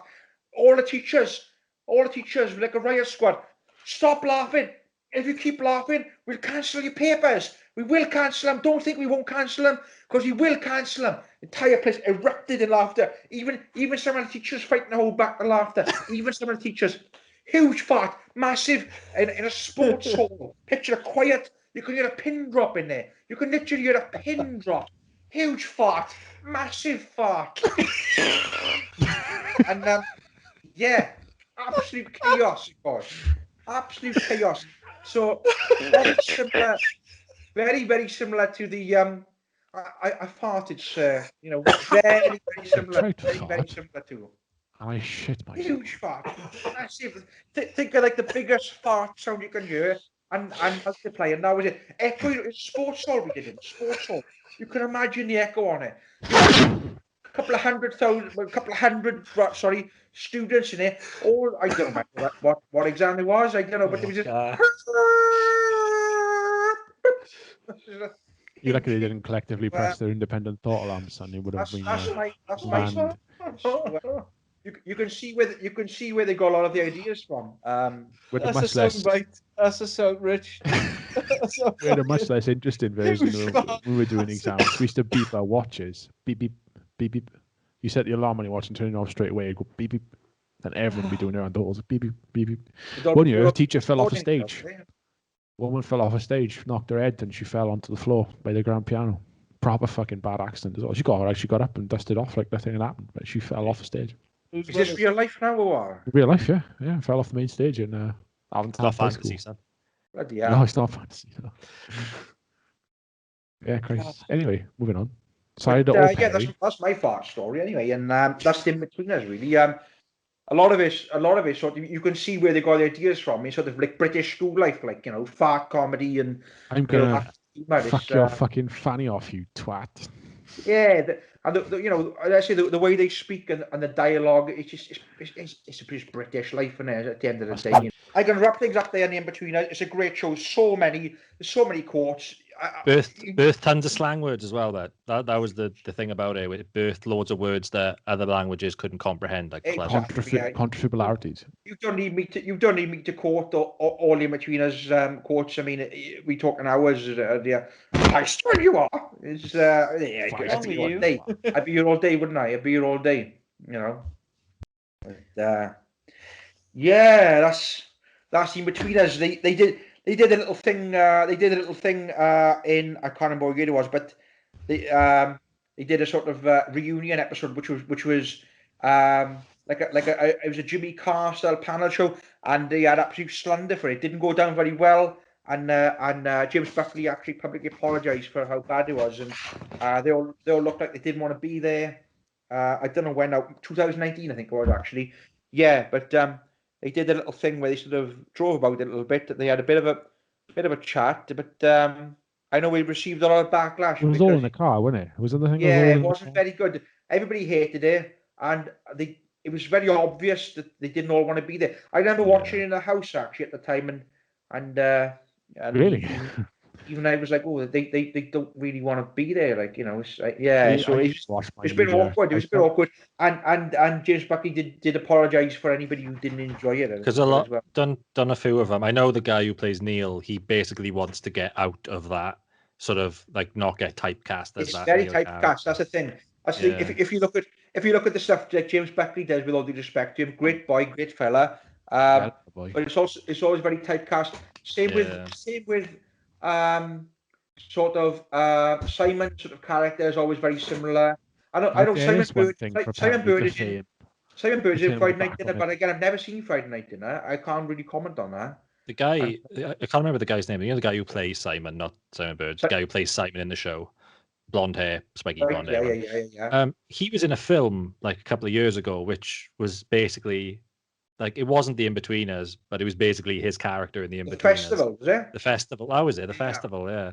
And it was just like, if you don't want to get typecast, he's basically doing what like Sean William Scott did after bloody American Pie. Essentially what happened there, isn't it? Stifler, like he's Stifler and everything. But again, he's just once you become that character, it's often very difficult to get out of that kind of portraying that kind of. But anyway, yeah, I quickly move on to wrap up the end of the 2000s. We go in a little bit more local. I'm going to quickly talk about Gavin and Stacey because, like it or not, that's extremely popular. So we talk about that very quickly. James Corden's a cunt. Rob Brydon isn't funny. There we go. Well, Rob Brydon. Barry Island. Rob Brydon lives very close to Tom. Actually, you might have seen him about part of the podcast. Yeah. See him down the ice cream Gavin shop. Gavin and Stacey, created by Ruth Jones and James Corden, as we know. Based on two families. One is in Essex. One is in Barry, South Wales. 3 series with a recent Christmas Day special. Now, don't say it's like Libera's TV for morons, essentially. The 2019 Christmas special. Listen to me a minute now. No, the 2019 Christmas special, right? Was the most viewed non-sporting event and the most watched comedy in 17 years of the BBC's history. So let's just re-clarify. The most viewed non-sporting event in a decade and the most watched comedy in 17 years of the BBC's history. But yeah, that was it, Gavin and Stacey. I know we don't all really appreciate that as perhaps as such, but you can't hide the fact that this very popular and needs to be included, really. So that's it, Gavin and Stacey, set in Barry Island and Essex. And yeah, Gavin and Stacey, Rob Brydon, very, very funny man, from local man to Tom. Tom sees him in the shop every day, no doubt. And yeah, that's it, Gavin and Stacey. Anything else you want to add on Gavin and Stacey before I move on to some hometown heroes? Yeah, it's not funny. That's about it, really. It made you got the love cover by Florence and Machine into #1, didn't it? What Gavin and Stacey did? Yeah, it was on the original finale, wasn't it? You got the love by Florence and the Machine. The cover of it. I didn't know that. I know the song. Yeah, it's playing. They're driving opposite ways on the M4. Yeah, obviously James Corden has since somehow become this huge Hollywood star and stuff. You see his argument with Patrick Stewart? That was funny. Cunt. Apple karaoke's and whatnot, and but I'm going to finish and reel it back in because we've got a 5-hour podcast. I'm going to reel it back in on some local Welsh comedy. I'm going to end it on some local Welsh comedy. So we've had Gavin and Stacey, but let's not forget Satellite City. Satellite City was a Welsh sitcom created by Boyd Clark, who's often mistaken for Richard Myrick. Always Boyd Clark. Knew that was coming. Yeah, it's the thing. Is Boyd Clark mistaken as Richard Myrick, or is Richard Myrick mistook for Boyd Clark? That's very much the latter, but I'll tell you that. It could be either. Sometimes people could say, "Yeah, you're Richard Myrick." You can't start a boar's head, son. But that started as a radio show in 1994 on BBC Radio Wales, and I was picked up and broadcast in 1996. Set around the Price family, Gwyn Price, and the Price family with American lodger Randy, set in a sort of like Rhondda Valleys type town. The reason for the title is to do with the town was initially used for the testing of satellite dishes and cable sort of satellite dishes, whatever you want to call it, and they obviously were offered all this and never paid further or never. What was the one that was filmed at Trebek in Merthyr? That's High Hopes, which I'll move on to in a second. Apologies. Yeah, but Satellite City was that basically all the satellite dishes were left up on this thing. It's sort of referencing a rundown area. But yeah, created by Boyd Clark. Great show. You had Idris, his dad, and Moira. Idris Elba was in it, was he? It was great show. Satellite City. Local. A lot of it was filmed in literally just over the road from me. Literally walking distance. I could probably walk within 5 minutes. Coal Shop was it was set in Porth. A lot of it was filmed in Hannah Street and things, and in Porth as was High Hopes. Nuts and Bolts. That was Merthyr, wasn't it? Nuts and Bolts. Yeah. Terrible show. I'll move on to that now. Now, High Hopes. We visited the House of High Hopes when we filmed a little thing we filmed many years ago in a sort of previous incarnation of ourselves. High Hopes is set in the South Wales Valleys in a fictional town called Compennol, which is Welsh for Backside Valley. Again, this was created by Boyd Clark, who may or may not be Richard Myrick. It revolves around Richard Hepplewhite, known as Fagin, and his mum. His mum was also in Gavin and Stacey, the wonderful character of Elsie Hepplewhite, played by Margaret John. And he's sort of like a dodgy businessman, but he's got agoraphobia. Here's the thing, he's got agoraphobia. He can't go outside. So this is the thing. So he's got his two little assistants, Hoffman and Charlie, who live with him. Now, Hoffman and Charlie robbed his house in the first series, but then they end up living with him and get taken in and part of his little operation and stuff. And that's it really. And Boyd Clark plays a policeman in it, Sergeant Ball, who's a little bit corrupt and, like turn a blind eye kind of thing. A great show, and it's all filmed locally within a sort of Merthyr area, the Rhondda, a lot of his film. And that's it really. I'm going to wrap things up on the Welsh comedy. We've had a bit of Scottish, we've had a lot of English, and I'm wrapping things up on some homegrown. We have had some Irish as well. That way. We've had some Irish as well. We certainly have. And I mean, if we were talking about modern day comedy now, as we said, there's no real sketch shows to my knowledge. If there is, please let us know. And I think the comedy has sort of gone in a way of like, it's largely Mrs. Brown's Boys sort of orientated, I believe. Really, and it's sort of depends where you look. Depends where you look. Yeah, you've got a lot of other stuff which I've not seen a lot of these shows. Like I've not seen shows like Bad Education or Outnumbered or Friday Night Dinner or you got your Mirandas and you got all this kind of give Miranda a miss. Jesus. There are good shows out there, Gala. Like unlike everything you just listed, there are good shows. But this is what I'm saying. Tell me about them, so then, if that case, and we'll end on a high. Like, what's popular at the moment? What's a good comedy show? Because I'm finding myself having to go back in time. Like, I can't find nothing to watch at the moment. I've run out of things to watch. I'm a miserable though. So that's why I binged Peep Show for, really. Selfie. British London. Fuck off, clean shirt. British London, Mark Croggan. But that's more or less wrapped up my things. I've gone through the decades. I've gone through all the British comedy, and I've ended things locally for ourselves. We are a Welsh podcast, by the way, for the benefit of the tape. We're all from the South Wales region. So I've very nicely ended things on the South Wales sort of region. But we'll have a quick little chat about relevant modern sort of things, and that's it really. I can't think of any sketch shows though. I'd like to know, are there any sketch shows out at the moment? That's what we did mention Monkey Dust, but I think the ship has sailed. Was one. That was very depressing. That was, wasn't it? Very, very. It was very depressing. It was great. Oh, it was awful depressing. It really was. Right? Yeah. So I've ended things and I've wrapped things up nicely there. We are a Welsh podcast. We're all Welsh. We're all from the South Wales region. So I've ended things nicely there on some of the Welsh comedy, some of the local sort of things, and that pretty much sums it up. Really, I think that's a nice way to end everything. Really, we've had a good chat through the decades. We've had a talk of some of the defining comedies of the decades. If there is anything we missed from any decade, or any era, or any sort of shows we have missed, please let us know in emails, messages, comments, whatever you want. Let us know. I imagine there's plenty of stuff we missed out. We'd love to talk to you about it. Let us know. On that note, all I want to say is it's goodbye from Richard. Goodbye. And it's goodbye from me. Thank you very much. This has been SteegCast.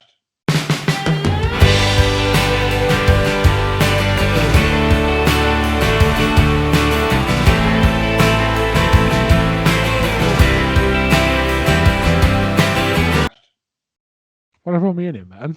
Yeah.